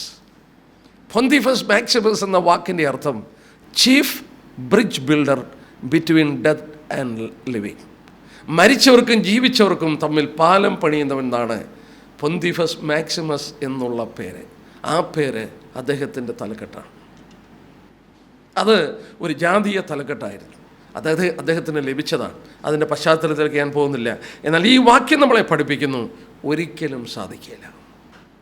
ദൈവം ഫിക്സ് ചെയ്ത ഗൾഫ് അങ്ങോട്ടും ഇങ്ങോട്ടും പാലമിടാനോ അങ്ങോട്ടും ഇങ്ങോട്ടും കടക്കുവാനോ സാധിക്കുകയില്ല. ഒരിക്കൽ മരിച്ചാൽ പിന്നീട് ന്യായവിധി മാത്രമേ ഉള്ളൂ. ഈ പാതാളം എവിടെയാണ്? നമ്മൾ ചിന്തിച്ചു 3 ലോകമുണ്ടെന്ന് ചിന്തിച്ചു. സ്വർഗം ഉയരത്തിലാണെന്നറിയാം, അതിന് തർക്കമില്ല. സ്വർഗത്തെക്കുറിച്ച് നമ്മൾ പഠിക്കാൻ പോവുകയാണ്. കർത്താവ് പറഞ്ഞു, I came down from heaven, he went up to heaven. അവൻ സ്വർഗത്തിലേക്ക് കയറിപ്പോയി, അവൻ സ്വർഗത്തിൽ നിന്ന് ഇറങ്ങി വന്നു. അപ്പോൾ തീർച്ചയായിട്ടും സ്വർഗം മുകളിലാണ്. പാതാളം എവിടെയാണ്? കീഴെയുള്ള പാതാളത്തെ അവൻ ഒഴിഞ്ഞു പോകുന്നു. 1-2 വാക്യം വായിക്കാം. സംഖ്യാപുസ്തകം 16-ാം അധ്യായത്തിൻ്റെ 33-ാം വാക്യം. സംഖ്യാപുസ്തകം 16-ാം അധ്യായത്തിൻ്റെ 33-ാമത്തെ വാക്യം. അവിടെ ഇങ്ങനെയാണ് വായിക്കുന്നത്, അവരും അവരോടുകൂടെ ചേർന്നിട്ടുള്ള എല്ലാവരും ജീവനോടെ പാതാളത്തിൽ ഇറങ്ങി ഭൂമി അവരുടെ മേൽ അടയുകയും അവർ സഭയുടെ ഇടയിൽ നിന്ന് നശിക്കുകയും ചെയ്തു. നമുക്കറിയാം, കോരഹും അവനോടുകൂടെ 250 പേരും മറുതലിച്ചപ്പോൾ ഭൂമി വായ് പിളർന്നു. നാം വായിക്കുന്നു, പാതാളത്തിലേക്ക് അവർ പോയി, ജീവനോടെ പാതാളത്തിലേക്ക് ഇറങ്ങിപ്പോയി. സദൃശവാക്യം 15, Proverbs 15:24. സദൃശവാക്യം 15-ന്റെ 24-ാമത്തെ വാക്യം. ബുദ്ധിമാന്റെ ജീവിതയാത്ര മേലോട്ടാവുന്നു, കീഴെയുള്ള പാതാളത്തെ അവന് ഒഴിഞ്ഞു പോകുന്നു. സോ പാതാളം ഏതായാലും കീഴെയാണ്. നമുക്കറിയാം, ഭൂമിയുടെ അകമെന്ന് പറയുന്നത് തിളച്ചുകൊണ്ടിരിക്കുന്ന അഗ്നിയാണ്, തിളച്ചുകൊണ്ടിരിക്കുകയാണ്. അതാണോ പാതാളം? എനിക്കറിഞ്ഞുകൂടാ. പക്ഷേ ഇവിടെ മത്സരിച്ചവരെ ഭൂമി വായ് പുളർന്ന് പാതാളത്തിലേക്ക് ഇറങ്ങിപ്പോയെന്ന. ഇനി ഭൂമി ഒരു ഗോളമാണ്, ഇതിൻ്റെ അടിയിലാണോ ഇതെന്ന് എനിക്കറിഞ്ഞുകൂടാ. സ്വർഗം മുകളിലായിരിക്കുന്ന പോലെ പാതാളം ഭൂമി എന്ന് പറയുന്ന ഗോളത്തിൻ്റെ അടിയിലാണോ അതോ ഭൂമി എന്ന് പറയുന്ന ഈ ഗോളത്തിൻ്റെ അകത്താണോ എന്ന് എനിക്കറിഞ്ഞുകൂടാ. ഒരു കാര്യം മനസ്സിലായി, സ്വർഗം മുകളിലാണ്, പാതാളം കീഴെയാണ്. എന്നാൽ ഒരു സത്യം നമ്മൾ ഓർക്കുക, ഒരു ദുഷ്ടനായി മരിച്ചാൽ, ഒരു പാപിയായി മരിച്ചാൽ എത്ര ഭയാനകമായ ഒരവസ്ഥയാണ്. ഒരിക്കലും അവന് മടങ്ങി വരാൻ നിവൃത്തിയില്ല. അവൻ്റെ ജീവിതം മുഴുവൻ നമുക്ക് അവൻ്റെ ആത്മാവും അവൻ്റെ ദേഹിയും ആ നിത്യനാശത്തിന് വിധേയപ്പെട്ട് പാതാളത്തിൽ യാതന അനുഭവിക്കുക മാത്രമല്ല, വീണ്ടും അവനൊരു പുനരുദ്ധാനം സംഭവിച്ച് ആ ന്യായവിധി ഉണ്ടായി നിത്യനരകത്തിലും അവൻ ശിക്ഷിക്കപ്പെടാൻ പോവുകയാണ്. നമ്മൾ രക്ഷിക്കപ്പെട്ട നമ്മൾ എത്രയോ ധന്യരാണ്, ഭാഗ്യശാലികളാണ്. നിങ്ങളുടെ പേര് സ്വർഗത്തിൽ എഴുതിയിരിക്കാൻ സന്തോഷിക്കാൻ കർത്താവ് പറഞ്ഞതിൻ്റെ അർത്ഥം ഓർക്കുക. ലോകത്തിൽ നമുക്കൊന്നുമില്ലായേക്കാം, ഇവിടെ നമുക്കൊന്നും നേടാനില്ലായേക്കാം, നമ്മൾ അവഗണിക്കപ്പെട്ടവരായിരിക്കാം, എന്നാൽ നമ്മുടെ പേര് സ്വർഗത്തിലുണ്ടെന്നുള്ളത് നമ്മളെ വളരെ സന്തോഷിപ്പിക്കുന്ന ഒരു വസ്തുതയാണ്. ഞാൻ ആ ഭാഗം ഇടട്ടെ. നമ്മൾ ഇതുവരെ പഠിച്ചത് പുനരുദ്ധാനം സംഭവിക്കുന്നത് വരെ ആത്മാക്കൾ എവിടെയാണെന്നാണ് പഠിച്ചത്. വേദപുസ്തക വാക്യങ്ങളെ ആധാരമാക്കി നാം പഠിക്കുകയായിരുന്നു. ഭക്തന്മാർ മരിക്കുമ്പോൾ, പുതിയ നിയമ വിശുദ്ധന്മാർ മരിക്കുമ്പോൾ ആ നിമിഷത്തിൽ തന്നെ ശരീരം വിട്ട് കർത്താവിനോട് കൂടെ. ഇന്നൊരു ദുഷ്ടൻ മരിച്ചാൽ നേരെ കീഴെയുള്ള പാതാളത്തിൽ ഹെഡീസ് അല്ലെങ്കിൽ ഷിയോൾ യാതന സ്ഥലത്തിലേക്ക് അവർ കടന്നു പോകുന്നു. പുനരുദ്ധാനം വരെ ആ വിധത്തിൽ കഴിയും. എന്നാൽ പുനരുദ്ധാന സമയത്ത് മാത്രമേ ഈ രണ്ടു കൂട്ടർക്കും ശരീരം ലഭിക്കുകയുള്ളൂ. നാം ഇനിയും പുനരുദ്ധാനം എന്ന വിഷയത്തെക്കുറിച്ച് ശ്രദ്ധിക്കാൻ പോവുകയാണ്. റിസറക്ഷൻ വളരെ സന്തോഷം തോന്നിയൊരു വിഷയമാണ് അത് പഠിച്ചപ്പോൾ. ഹൃദയത്തിന് വളരെ ആനന്ദം തോന്നി പുനരുദ്ധാനം എന്ന വിഷയത്തെക്കുറിച്ച് പഠിച്ചപ്പോൾ. ഈ ലൈഫ് ആഫ്റ്റർ ലൈഫ്, ജീവിതത്തിൻ്റെ ശേഷം ഒരു ജീവിതമുണ്ട് എന്ന് വിശ്വസിക്കുന്നവരാണ് ലോകത്തിൻ്റെ ഏത് കോണിലുള്ളവരും. ഞാൻ ചില എഴുത്തുകളൊക്കെ വായിച്ചപ്പോൾ, എന്ന് പറഞ്ഞാൽ ഈ വിഷയങ്ങളെക്കുറിച്ചൊക്കെ എഴുതിയിട്ടുള്ളവരും റിസർച്ച് ചെയ്തവരും എഴുതിയത് വായിച്ചപ്പോൾ, ലോകത്തിലെ ഗോത്രവർഗങ്ങളെക്കുറിച്ച് പഠിച്ചാൽ ഇങ്ങനെ ഒരു ചിന്തയില്ലാത്ത, എന്ന് പറഞ്ഞാൽ ലോകത്തിൽ എവിടെയെല്ലാം ഗോത്രങ്ങളുണ്ടോ, മാനവരാശിയുടെ ഉൽപ്പത്തി തുടങ്ങി മനുഷ്യവർഗ എവിടെയുണ്ടോ അവരുടെ എല്ലാം ഉള്ളിൽ ഈ മരണശേഷം ഒരു ജീവിതമുണ്ടെന്നൊരു ഇൻസ്റ്റിങ്ക്റ്റ് ഉണ്ട്. അതുകൊണ്ടാണ് റെഡ് ഇന്ത്യൻസ് അവർ മരിച്ചപ്പോൾ അമ്പും വില്ലും കൂടെ വെച്ചിട്ടാണ് അവരെ അടക്കിയത്. കാരണം അവർക്കൊന്നും അറിഞ്ഞുകൂടാ ഇതിൻ്റെ അപ്പുറം എന്താണെന്നുള്ളത്. പക്ഷേ അവർ ജീവിച്ചത് അമ്പും വില്ലും ഉപയോഗിച്ചാണ്. അപ്പോൾ ഈ മരിച്ച ശേഷവും ജീവിക്കാൻ വേണ്ടി അമ്പും വില്ലും വെച്ചു. പിരമിഡ്സ്, ഫറോവന്മാർക്ക് അനന്തര ജീവിതത്തിൽ ജീവിക്കാൻ വേണ്ടിയുള്ളതെല്ലാം അവിടെ കൊടുക്കുകയായിരുന്നു. It is a universal thought. ലോകത്തിൽ ആകമാനമുള്ള ഒരു ചിന്താഗതിയാണ് മരിച്ച ശേഷം ഒരു ജീവിതമുണ്ട് എന്നുള്ളത്. നമുക്കറിയാം, മനുഷ്യനെ ദൈവം സൃഷ്ടിച്ചപ്പോൾ മനുഷ്യൻ്റെ ഉള്ളിലൊരു മനസാക്ഷി ഉണ്ടായിരുന്നു, കോൺഷ്യസ്. തെറ്റ് ശരിയും തിരിച്ചറിയുന്നു. റോമാലേഖനത്തിൽ നമ്മൾ വായിക്കുന്നുണ്ട്, മനസാക്ഷി either it will accuse or it will excuse. ഒന്നുകിൽ അവനെ കുറ്റം ചുമത്തുകയോ പ്രതിവാദിക്കുകയോ ചെയ്യും. മനസാക്ഷി, എല്ലാ മനുഷ്യനും മനസാക്ഷി ഉള്ളതുപോലെ എല്ലാ മനുഷ്യനും ഒരു ഉൾക്കണ്ണുണ്ട്, ഒരു ഇൻറ്റ്യൂഷൻ, എ നോളജ്. മനുഷ്യൻ്റെ ജനറ്റിക്കൽ മേക്കപ്പാണെന്നാണ് പറയുന്നത്. നിത്യതയെക്കുറിച്ചുള്ളൊരു ചിന്ത, ഭാവിയെക്കുറിച്ചുള്ളൊരു ചിന്ത. അതുകൊണ്ടാണ് ഭൂമിയിലുള്ള എല്ലാ മാനവരാശിയിലും ഏത് ഗോത്രത്തിൽപ്പെട്ടവനാണെങ്കിലും അവന് മരണശേഷം ഒരു ജീവിതമുണ്ടെന്നുള്ളത് ഒരു ചിന്താഗതിയുണ്ട്. ആർക്കിയോളജിക്കൽ എവിഡൻസ്, ഈ ഖനഗർഭങ്ങളൊക്കെ നടത്തുന്നവർക്ക് അതിൻ്റെ ധാരാളം എവിഡൻസ് അവർക്ക് കിട്ടിയിട്ടുണ്ട്. പലരും പല വിധത്തിൽ പറയുന്നു എന്നേ ഉള്ളൂ. ഹിന്ദു വിശ്വാസം അനുസരിച്ച് നിർവാണ ഒരു സീരീസ് ഓഫ് ഇൻകാർണേഷൻ, ഇങ്ങനെ ഓരോന്ന് അവതരിച്ച് വ്യത്യസ്തമായ രീതിയിൽ അവതരിച്ച് അവസാനം അത് ചെന്ന് മോക്ഷത്തിൽ ചെന്ന് പ്രാപിക്കുന്നു, അത് നിർവാണ അടയുന്നു. ബോംബെയിലെ പാർസികളെ കണ്ടാൽ നിങ്ങൾ പാർസികളെ ശ്രദ്ധിച്ചാൽ ചില പാർസികൾ ഇങ്ങനെ ഹോസ്പിറ്റലൊക്കെ ആളുകൾ കെട്ടിവെച്ചിരിക്കുന്നല്ലേ, മൂടി കെട്ടിവെച്ചിരിക്കുന്നത് കാണാം. എന്താ കാര്യമെന്നറിയാമോ?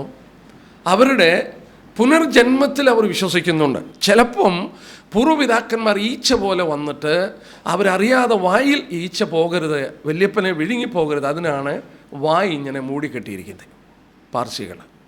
ഇവരെല്ലാം മരണശേഷം ഒരു ജീവിതമുണ്ടെന്നുള്ളത് വിശ്വസിക്കുക. മുസ്ലിങ്ങൾ അവിടെ ചെല്ലും, ആംസ്, അതായത് അവർ നല്ല പ്രവൃത്തികൾ ചെയ്തും 5 പ്രാവശ്യം പ്രാർത്ഥിച്ചും അവിടെ ചെല്ലും. ഞാൻ പറഞ്ഞു വന്നത്, ഏത് മതങ്ങളും എടുത്തു അവർക്ക് മരണശേഷം ഒരു ജീവിതമുണ്ട് എന്നുള്ളത് ഒരു ചിന്താഗതി അവർക്കുണ്ട്. എന്നാൽ ഇവരെല്ലാം അനേകരുടെ ചിന്താഗതികൾ ഡിസ്റ്റോർട്ടഡാണ്. അവർക്ക് എങ്ങനെയാണ് മരണശേഷമുള്ള ജീവിതമെന്ന് അറിഞ്ഞുകൂടാ വ്യക്തമായിട്ട്. പക്ഷെങ്കിൽ ബൈബിള് വളരെ വ്യക്തമായി ഒരു ശാരീരിക പുനരുദ്ധാനമുണ്ട് എന്നുള്ളത് നമ്മളെ പഠിപ്പിക്കുന്നു. വേദപുസ്തകം വളരെ കണിശമായി നമ്മളെ പഠിപ്പിക്കുന്ന ഒരു വസ്തുതയാണ് മരണശേഷം ഒരു ജീവിതമുണ്ടെന്നുള്ളത്, പുനരുത്ഥാന ജീവിതമുണ്ടെന്നുള്ളത് നമ്മളെ പഠിപ്പിക്കുന്നു. There is A resurrection. എങ്ങനെ നമുക്ക് മനസ്സിലാക്കാം, എങ്ങനെ വിശ്വസിക്കാം? തിരുവചനത്തിലൂടെ നമുക്ക് പരിശോധിച്ച് നോക്കാം. അപ്പോൾ റിസറക്ഷൻ, ആ റിസറക്ഷൻ എന്നുള്ള വാക്ക് ഗ്രീക്കിൽ ആ വാക്ക് അനസ്റ്റസിസ്, ANASTASIS, അനസ്റ്റസിസ് എന്ന വാക്കിൻ്റെ അർത്ഥം to rise up from the fallen, up the fallen one. വീണുപോയവൻ വീണ്ടും എഴുന്നേൽക്കുന്നതിന് പറയുന്ന പേരാണ് അനസ്റ്റസിസ്. റിസറക്ഷൻ മലയാളത്തിൽ എത്ര കൃത്യമായി ഞാൻ ഓർത്തു. ഉദ്ധാരണം, ഉദ്ധാരണം, വീണ്ടും ഉദ്ധാരണം, പുനരുദ്ധാനം. വീണിടത്ത് നിന്ന് വീണ്ടും എഴുന്നേൽക്കുന്നതിൻ്റെ പേരാണ് റിസറക്ഷൻ അല്ലെങ്കിൽ പുനരുദ്ധാരണം. അതുതന്നെയാണ് ഗ്രീക്ക് ലാംഗ്വേജിലുള്ള വാക്കിൻ്റെ അർത്ഥവും. മലയാളത്തിലും അതേ ആശയമാണ് വന്നത്. എന്നാൽ എബ്രായ ഭാഷയിൽ ഇതിന് കുറച്ചുകൂടെ വിവിധമായ ഒരർത്ഥമുണ്ട്. എബ്രായ ഭാഷയിൽ പുനരുദ്ധാനം എന്ന വാക്കിൻ്റെ മീനിങ് പഴയ നിയമ ബൈബിള് രേഖപ്പെടുത്തിയത് എബ്രായ ഭാഷയിലാണ്. ആ വാക്കിൻ്റെ അർത്ഥം വിൻഡിക്കേഷൻ എന്നാണ്. വിൻഡിക്കേഷൻ എന്ന വാക്ക് it is the validity of a person's claim. ഒരു മനുഷ്യൻ എന്തെല്ലാം അവകാശപ്പെട്ടിരുന്നോ അല്ലെങ്കിൽ ക്ലെയിം ചെയ്തിരുന്നോ, അവൻ ആരാണെന്ന് പറഞ്ഞിരുന്നോ, അതിനെ വിൻഡിക്കേറ്റ് ചെയ്യുക, അത് ശരിയാണെന്നുള്ളത് തെളിയിക്കുക. അതാണ് പുനരുദ്ധാനം എന്ന വാക്കിലൂടെ ഈ എബ്രായ ഭാഷയിൽ അതിൻ്റെ ആശയം വരുന്നത്.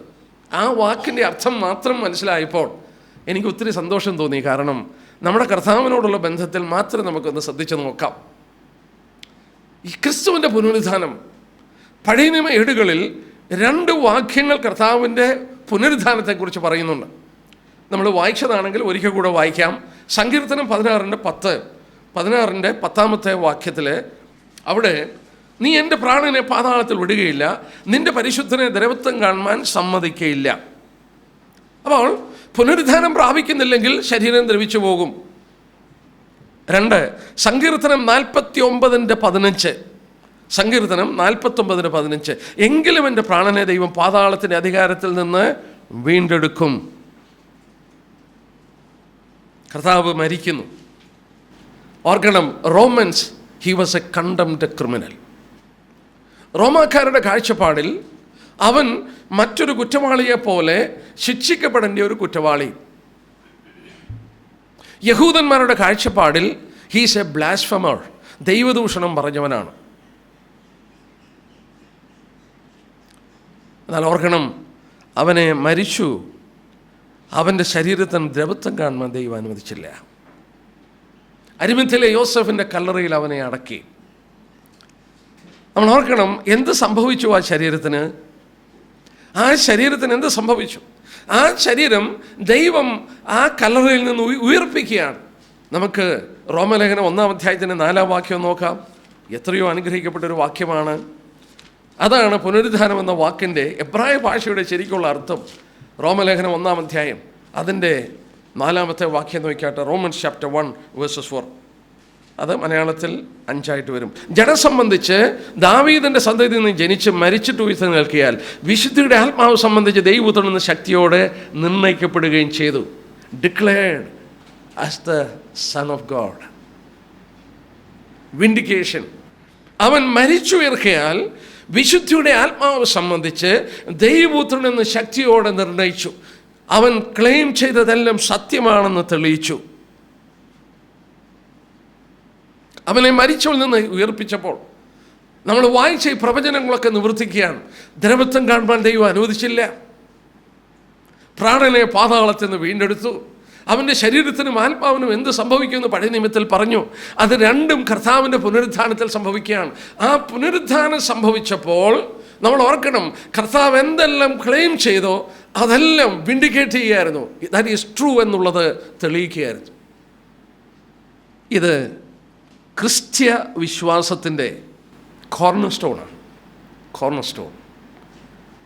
ഈ പുനരുദ്ധാനം സംഭവിച്ചില്ലായിരുന്നെങ്കിൽ, കർത്താവിൻ്റെ പുനരുദ്ധാനം സംഭവിച്ചില്ലായിരുന്നെങ്കിൽ ക്രിസ്ത്യാനിറ്റി എന്ന് പറയുന്നത് ലോകത്തിലുള്ള മറ്റ് മതങ്ങളുടെ കൂട്ടത്തിലൊരു മതമായിനെ. We are different from other religions because of his resurrection. നമ്മൾ വ്യത്യസ്തനായി മാറിയതിൻ്റെ കാരണം അവൻ്റെ പുനരുത്ഥാനമാണെന്നുള്ളത് ഓർക്കണം. രക്ഷിക്കപ്പെടണമെങ്കിൽ ഇത് വിശ്വസിക്കണം. റോമലേഖനം 10-ാം അധ്യായം നോക്കിയാട്ടെ. രക്ഷിക്കപ്പെടണമെങ്കിൽ റോമലേഖനം 10-ാം അധ്യായം 9-ാം വാക്യം, യേശുവിനെ കർത്താവെന്ന് വായ് കൊണ്ട് ഏറ്റുപറയുകയും ദൈവം അവനെ മരിച്ചെന്ന് ഉയർത്തെഴുന്നേൽപ്പിച്ചെന്ന് ഹൃദയം കൊണ്ട് വിശ്വസിക്കുകയും ചെയ്താൽ നീ രക്ഷിക്കപ്പെടും. അപ്പം യേശുവിനെ കർത്താവെന്ന് ഹൃദയത്തിൽ കൈക്കൊണ്ട് വായ് കൊണ്ട് ഏറ്റുപറഞ്ഞ് ദൈവം അവനെ മരിച്ചെന്ന് ഉയർത്തെഴുന്നേൽപ്പിച്ചെന്ന് ഹൃദയം കൊണ്ട് വിശ്വസിക്കണം. That is A corner stone. ഒരു ക്രിസ്ത്യാനിറ്റിയുടെ വിശ്വാസത്തിൻ്റെ കോർണർ സ്റ്റോൺ ദൈവപുത്രനെ മരിച്ചവരിൽ നിന്ന് ദൈവം ഉയർത്തെഴുന്നേൽപ്പിച്ചെന്ന് വിശ്വസിക്കണം. നമ്മൾ ഇനി ശ്രദ്ധിച്ചു നോക്കിയാൽ ഈ അപ്പോസ്തലന്മാരുടെ പ്രസംഗങ്ങൾ ആക്സിൽ നമ്മൾ നോക്കിയാൽ ഏതാണ്ട് 11 പ്രാവശ്യം യേശുക്രിസ്തുവിന്റെ പുനരുത്ഥാനത്തെക്കുറിച്ച് അവർ പ്രസംഗിക്കുന്നുണ്ട്, എടുത്തു പറയുന്നുണ്ട്. എന്ന് പറഞ്ഞാൽ അതിൻ്റെ അർത്ഥം എന്താണ്? മാത്രമല്ല 11 പ്രാവശ്യം കർത്താവിൻ്റെ പുനരുത്ഥാനവും 10 പ്രാവശ്യം അവനോട് ചേർന്ന് വിശുദ്ധന്മാരുടെ പുനരുത്ഥാനത്തെക്കുറിച്ച് പറയുമ്പോൾ നമ്മൾ നോക്കണം, 30 വർഷത്തെ ചരിത്രം രേഖപ്പെടുത്തിയ ആ അപ്പോസ്തല പ്രവൃത്തികളിൽ ഏതാണ്ട് 21 പ്രാവശ്യം ക്രിസ്തുവിൻ്റെ പുനരുത്ഥാനമല്ലേ നമ്മുടെ പുനരുത്ഥാനം. Resurrection again was the main topic of their preaching. റോമലേഖനത്തിൽ 10 പ്രാവശ്യം ഇതിനെക്കുറിച്ച് പറയുന്നുണ്ട്, പുനരുത്ഥാനത്തെക്കുറിച്ച്. അപ്പോൾ പുനരുത്ഥാനമായിരുന്നു, നമ്മൾ ഓർക്കണം, ആ ഫൗണ്ടേഷൻ. പത്രോസ് ചെയ്ത പ്രസംഗം നമ്മൾ അല്പം മുമ്പ് വായിച്ചപ്പോൾ 2:23 വാക്യം, അവിടെയും ദൈവവനെ ഉയർപ്പിച്ചതാണ് എടുത്തു പറയുന്നത്. ഈ അപ്പോസ്തലന്മാരെ ഭേദ്യമേൽക്കുന്നതൊക്കെ അവൻ്റെ പുനരുത്ഥാനത്തിന് അവർ സാക്ഷികളായി തീരുകയായിരുന്നു. എന്താ നമ്മൾ ഈ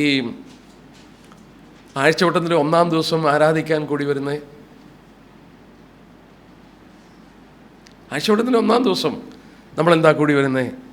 മുസ്ലിങ്ങൾ വെള്ളിയാഴ്ച പ്രാർത്ഥിക്കാൻ കൂടുന്നു, യഹൂദന്മാർ ശനിയാഴ്ച പ്രാർത്ഥിക്കാൻ കൂടുന്നു, ക്രിസ്ത്യാനികൾ ഞായറാഴ്ച കൂടുന്നു. വായി ഈ ഞായറാഴ്ചയാണ് ഞാൻ ആ ഭാഗം എടുത്തു വെച്ച് നോക്കിയായിരുന്നു. ആ ഭാഗം എടുത്തു വെച്ച് നോക്കിയപ്പോൾ എനിക്ക് വളരെ ആനന്ദിപ്പാനായിട്ട് തോന്നി. കാരണം ശിഷ്യന്മാർ വളരെ ദുഃഖിച്ചിരുന്ന ഒരു സാഹചര്യമായിരുന്നു.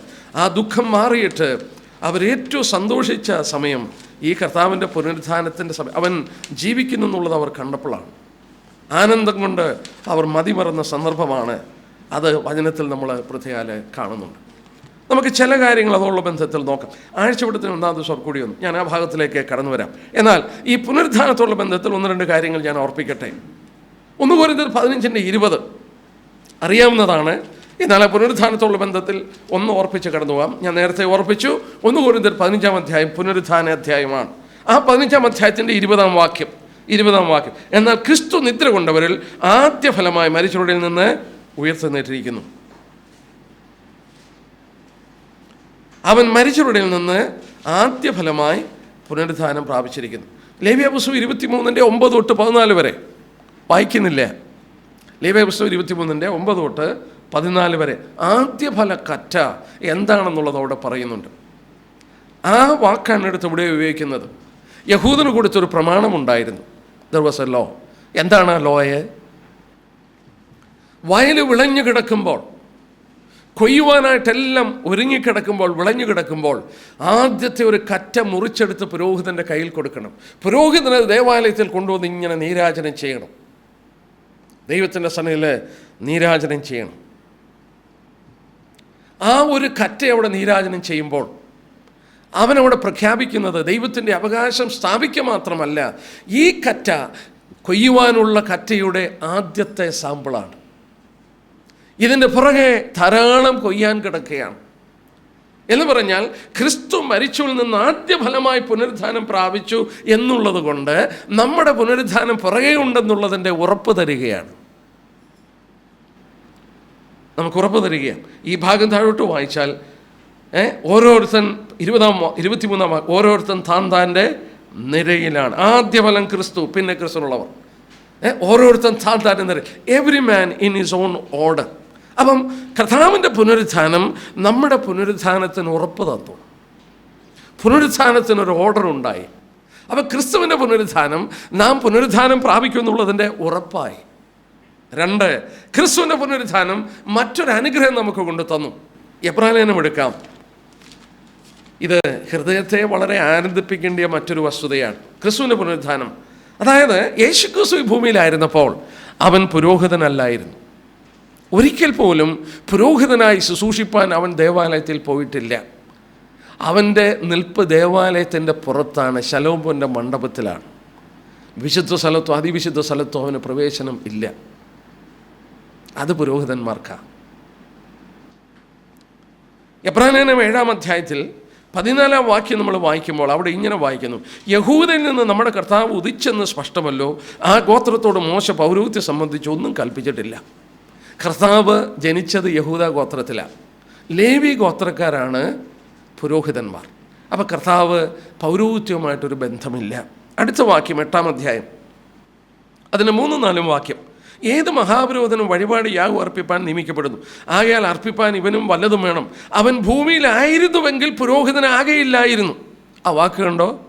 അവൻ ഭൂമിയിലായിരുന്നെങ്കിൽ പുരോഹിതനാകെയില്ലായിരുന്നു എന്ന് പറഞ്ഞാൽ ഭൂമിയിൽ വെച്ച് അവൻ പുരോഹിതനാകത്തില്ല. യഹൂദ ഗോത്രമാണ്. 9-ാം അധ്യായം നോക്കിയാട്ടെ, 11-12 വാക്യം: ക്രിസ്തുവോ വരുവാനുള്ള നന്മകളുടെ മഹാപുരോഹിതനായി വന്നിട്ട് കൈപ്പണി അല്ലാത്തതായി എന്ന് വെച്ചാൽ ഈ സൃഷ്ടിയിൽ ഉൾപ്പെടാത്തതായി വലിപ്പവും തികവുമേറിയ കൂടാരത്തിൽ കൂടി ആട്ടുകൊറ്റന്മാരുടെയും പശുക്കിടാങ്ങളുടെയും രക്തത്താൽ അല്ല, സ്വന്തം രക്തത്താൽ തന്നെ ഒരിക്കലായി വിശുദ്ധ മന്ദിരത്തിലേക്ക് പ്രവേശിച്ച് എന്നേക്കുമുള്ളൊരു വീണ്ടെടുപ്പ് സാധിപ്പിച്ചു. കർത്താവിൻ്റെ പൗരോഹിത്യം എവിടെയാണ്? സ്വർഗത്തിലാണ്.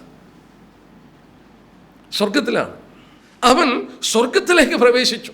കൈപ്പണിയല്ലാത്ത മന്ദിരത്തിലേക്ക് സ്വന്തം രക്തം കൊണ്ട് പ്രവേശിച്ചു.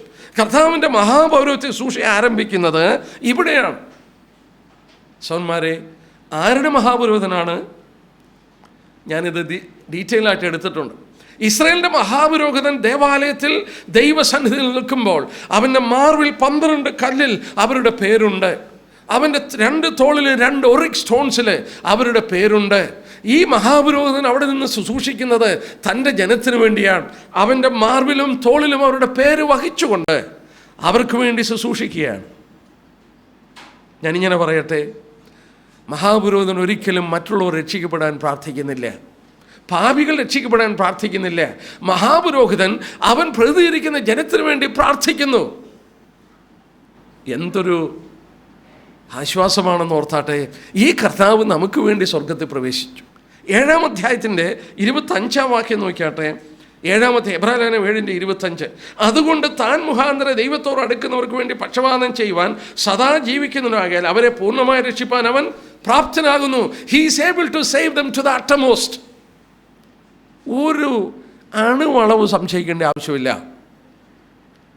കർത്താവിൽ വിശ്വാസം നമ്മൾ അർപ്പിച്ചു എന്ന കാരണത്താൽ അവൻ നമുക്ക് വേണ്ടി മധ്യസ്ഥ ചെയ്യുന്നതിനാൽ നമ്മൾ തീർച്ചയായിട്ടും രക്ഷിക്കപ്പെടും. ഞാൻ നേരത്തെ ഓർപ്പിച്ചിട്ടുണ്ട് റോമാലേഖനം 5-ാം അധ്യായത്തിൻ്റെ 10-ാം വാക്യം. ഈ സന്ദർഭത്തിൽ ആ വാക്യം കൂടി ഞാൻ ഓർപ്പിച്ചോട്ടെ. പൗലോസ് ഒരു വലിയ താത്വിക ചിന്തകനായിരുന്നു.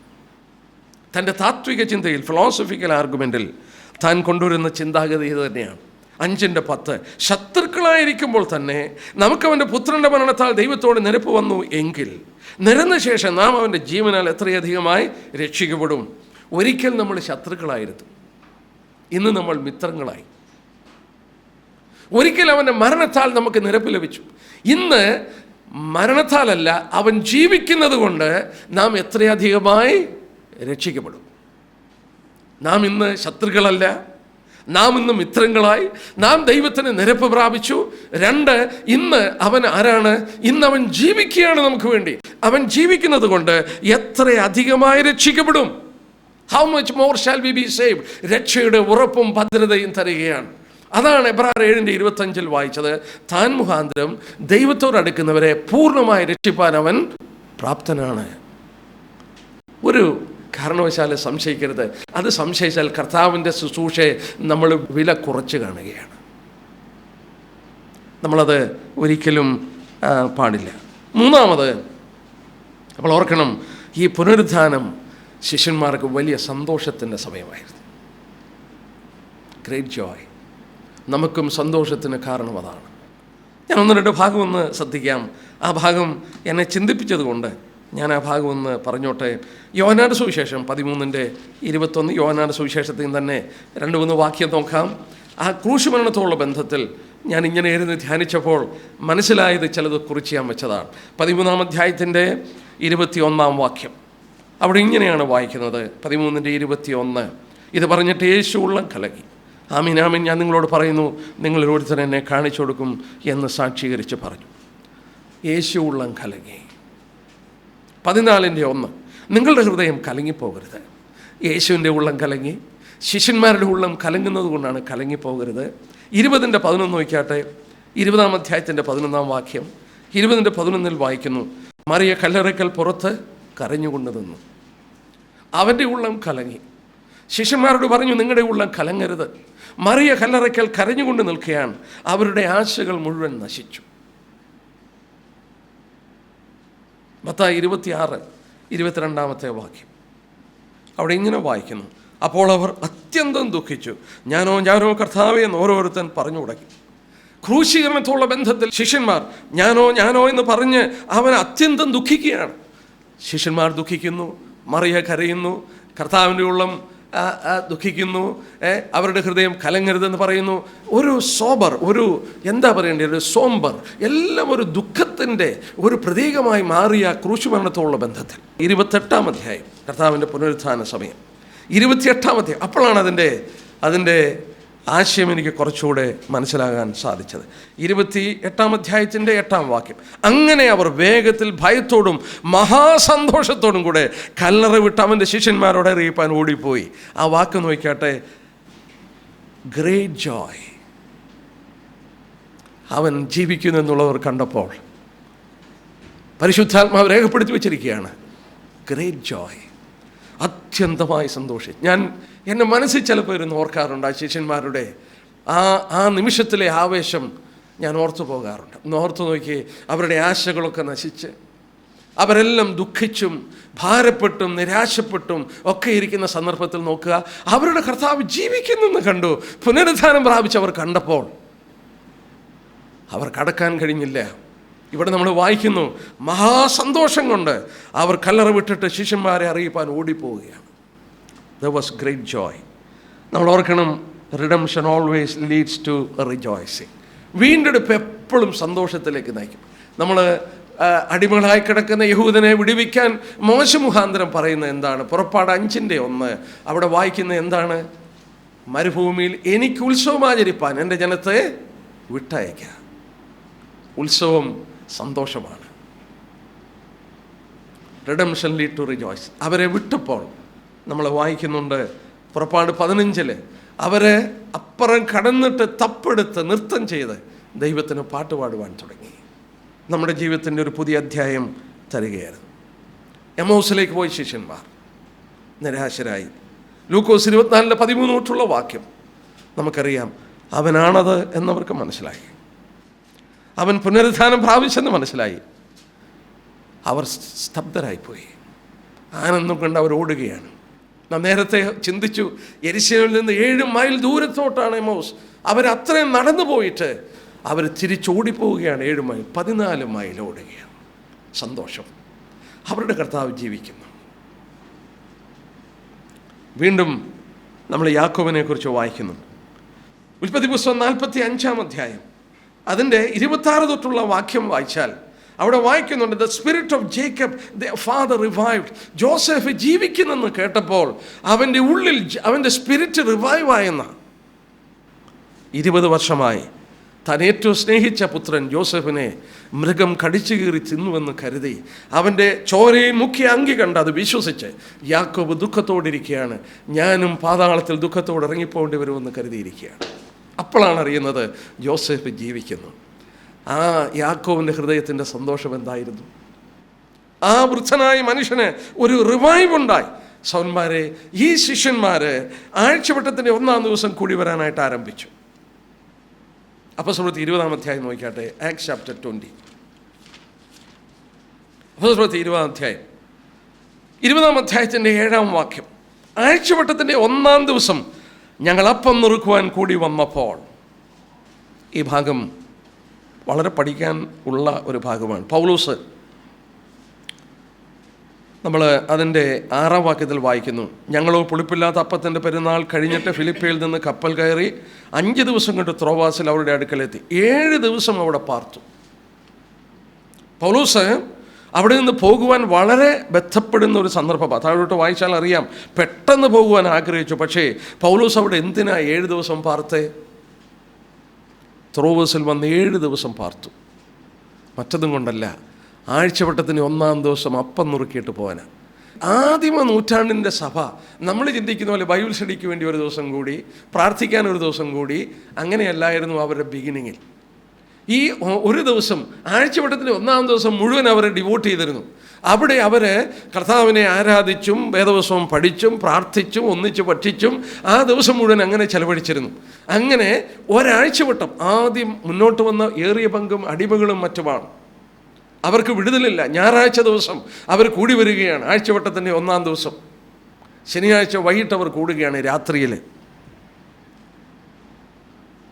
ആ പുനരുത്ഥാന ദിവസം അവർ കൂടി വരികയാണ്. എന്തിനാണ് കൂടി വരുന്നത്? ഈ കർത്താവിനെ ഓർക്കാൻ ആഴ്ചവട്ടത്തിൻ്റെ 1-ാം ദിവസം കൂടി വന്നു. നമ്മൾ ഓർക്കണം, ഈ പുനരുത്ഥാനം ഒരു പുതിയ തുടക്കം കൊടുത്തു. ഞാൻ പഴയ നിയമ ഏടുകളിൽ ശ്രദ്ധിച്ചപ്പോൾ ഒരു ചിന്തയോടെ എന്നെ ഭരിച്ചു. ഞാൻ അതുകൂടെ ഒന്ന് പങ്കുവെച്ചോട്ടെ. പെസഹ പെരുന്നാളിലാണ് കർത്താവ് അറക്കപ്പെടുന്നത്. കർത്താവ് പറയുന്നുണ്ട്, 2 ദിവസം കഴിഞ്ഞിട്ട് പെസഹയാണ്, അന്ന് മനുഷ്യപുത്രൻ ക്രൂശിക്കപ്പെടും. കൊരിന്ത്യലേഖനത്തിൽ രേഖപ്പെടുത്തി, നമ്മുടെ പെസഹ കുഞ്ഞാട് അറക്കപ്പെട്ടു, ക്രിസ്തു തന്നെ. പുറപ്പാട് ദിവസം എടുത്താട്ടെ. പുറപ്പാട് ദിവസം അതിൻ്റെ 12-ാം അധ്യായം. പുറപ്പാട് ദിവസം 12-ാം അധ്യായം നമുക്ക് പരിചയമുള്ള ഭാഗമാണെങ്കിൽ ഒരു ചെറിയ പഠനം ഞാൻ നടത്തിക്കോട്ടെ. 12-ാം അധ്യായത്തിൻ്റെ അതിൻ്റെ 3-ാം വാക്യം നോക്കിയാട്ടെ. നിങ്ങൾ ഇസ്രായേൽ സംഘത്തോട് പറയേണ്ടത്, ഈ മാസം 10-ാം തീയതി അതാത് കുടുംബത്തിനൊരു ആട്ടിൻകുട്ടിയെ വീതം എടുക്കണം. അപ്പോൾ 10-ാം ദിവസം ആട്ടിൻകുട്ടിയെ എടുത്തു. 6-ാം വാക്യം, ഈ മാസം 14-ാം തീയതി അതിനെ സൂക്ഷിക്കണം. ഇസ്രായേൽ സഭയുടെ അതിനെ സന്ധ്യാസമയത്ത് അറുക്കണം. 14-ാം തീയതി സന്ധ്യാസമയത്ത് അതിനെ അറുക്കണം. അപ്പോൾ 14-ാം തീയതി അറുത്തു. പെസഹയുടെ ദിവസം കർത്താവ് ക്രൂശിക്കപ്പെടുന്നു. 3 ദിവസം കഴിയുന്നു. 14, 15, 16, 17, 17-ാം തീയതി. ഇനി നോക്കിക്കോണം. 17-ാം തീയതി ഉൽപ്പത്തി പുസ്തകം 8-ാം അധ്യായം നോക്കിക്കാട്ടെ. വേദപുസ്തകം ദൈവവിശ്വാസ്യമാണ്, ഇതെല്ലാം ഇൻ്റർലിങ്ക്ഡാണ്. 8-ാം അധ്യായം, 8-ാം അധ്യായത്തിൻ്റെ 4 തൊട്ടുള്ള വാക്യം. 7-ാം മാസം 17-ാം തീയതി പെട്ടകം അറാറത്ത് പർവ്വതത്തിൽ ഉറച്ചു. ആ ഡേറ്റ് നോക്കി. 7-ാം മാസം 6 മാസം കഴിഞ്ഞപ്പോഴാണ് ഈ മാസം നിങ്ങൾക്ക് മാസങ്ങളുടെ ആരംഭമായി 1-ാം മാസമായിരിക്കണമെന്ന് പറഞ്ഞത്. അപ്പോൾ പെസഹ അറുത്തത് ഏതാം മാസമാണ്? 7-ാം മാസമാണ്. 7-ാം മാസം 14-ാം തീയതി പെസഹ അറുത്തു. യേശുക്രിസ്തു ക്രൂശിക്കപ്പെടുന്നത് പെസഹയുടെ ദിവസമാണ്. 2 ദിവസം കഴിഞ്ഞിട്ട് പെസഹയാണ്. അന്ന് മനുഷ്യപുത്രൻ ക്രൂശിക്കപ്പെടും. 14, 15, 16, 17, 7-ാം മാസം 17-ാം തീയതി. ഇവിടെ നോക്കിയാട്ടെ. 7-ാം മാസം 17-ാം തീയതി പെട്ടകം അരാറത്ത് പർവ്വതത്തിൽ ഉറച്ചു. ഞാനിങ്ങനെ ഓർത്തുപോയി. ഈ പെട്ടകത്തിനകത്തോട്ട് കയറുമ്പോൾ ദുഷ്ടത നിറഞ്ഞൊരു ലോകത്ത് നിന്ന് അവരകത്തോട്ട് കയറി. ആ പെട്ടകം ഭൂമിയിൽ വന്ന് ഉറച്ചു. അവരാ പെട്ടകത്തിൽ നിന്ന് പുറത്തോട്ടിറങ്ങി 7-ാം മാസം 17-ാം തീയതി പുറത്തിറങ്ങിയപ്പോൾ അതേ ലോകത്തിൽ അവർ വന്നത്. പക്ഷേ ഒരു പുതിയ ലോകം, a new beginning, a new beginning. പെസഹ കുഞ്ഞാടിനോടുള്ള ബന്ധത്തിൽ യഹൂദനൊരു പുതിയ തുടക്കം കൊടുത്തു. പെട്ടകത്തിൽ നിന്ന് ഇറങ്ങിയപ്പോൾ ആ ജനത്തിനൊരു പുതിയ തുടക്കം കിട്ടി. യേശുക്രിസ്തുവിൻ്റെ പുനരുത്ഥാനത്താൽ നമുക്കൊരു പുതുമ കർത്താവ് നൽകി. അതുകൊണ്ടാണ് വചനത്തിൽ വായിച്ചാൽ നോക്കുക, 7 ദിവസം കഴിഞ്ഞ് 8-ാം ദിവസം ആഴ്ചവട്ടത്തിൻ്റെ 1-ാം ദിവസമാണ്, 8th ഡേ. വേദപുസ്തകം ശ്രദ്ധിച്ചിട്ടുണ്ടോ? ഞാൻ ഓടിച്ച് പറഞ്ഞു പോകാം. പരിച്ഛേദന ഏൽക്കുന്ന എന്നാ? 8-ാം ദിവസമാണ്. ലേവ്യ പുസ്തകം 12-ാം അധ്യായം. ഒരു കുഷ്ഠരോഗിയുടെ ശുദ്ധീകരണം, ലേവ്യ പുസ്തകം 14-ാം അധ്യായം, 8-ാം ദിവസം. പുരോഹിതനെ സമർപ്പിക്കുന്നത്, കോൺസിക്രേഷൻ, ലേവ്യ പുസ്തകം 9-ാം അധ്യായം, 8-ാം ദിവസം. ദൈവം എന്തിനാ അങ്ങനെ ആ ഡേറ്റ് ഇങ്ങനെ എംഫസൈസ് ചെയ്തത്? ഒരു പുതിയ തുടക്കം, ഒരു പുതിയ തുടക്കത്തിൻ്റെ മനോഹരമായ ചിത്രമാണ് ഈ 8-ാം ദിവസം.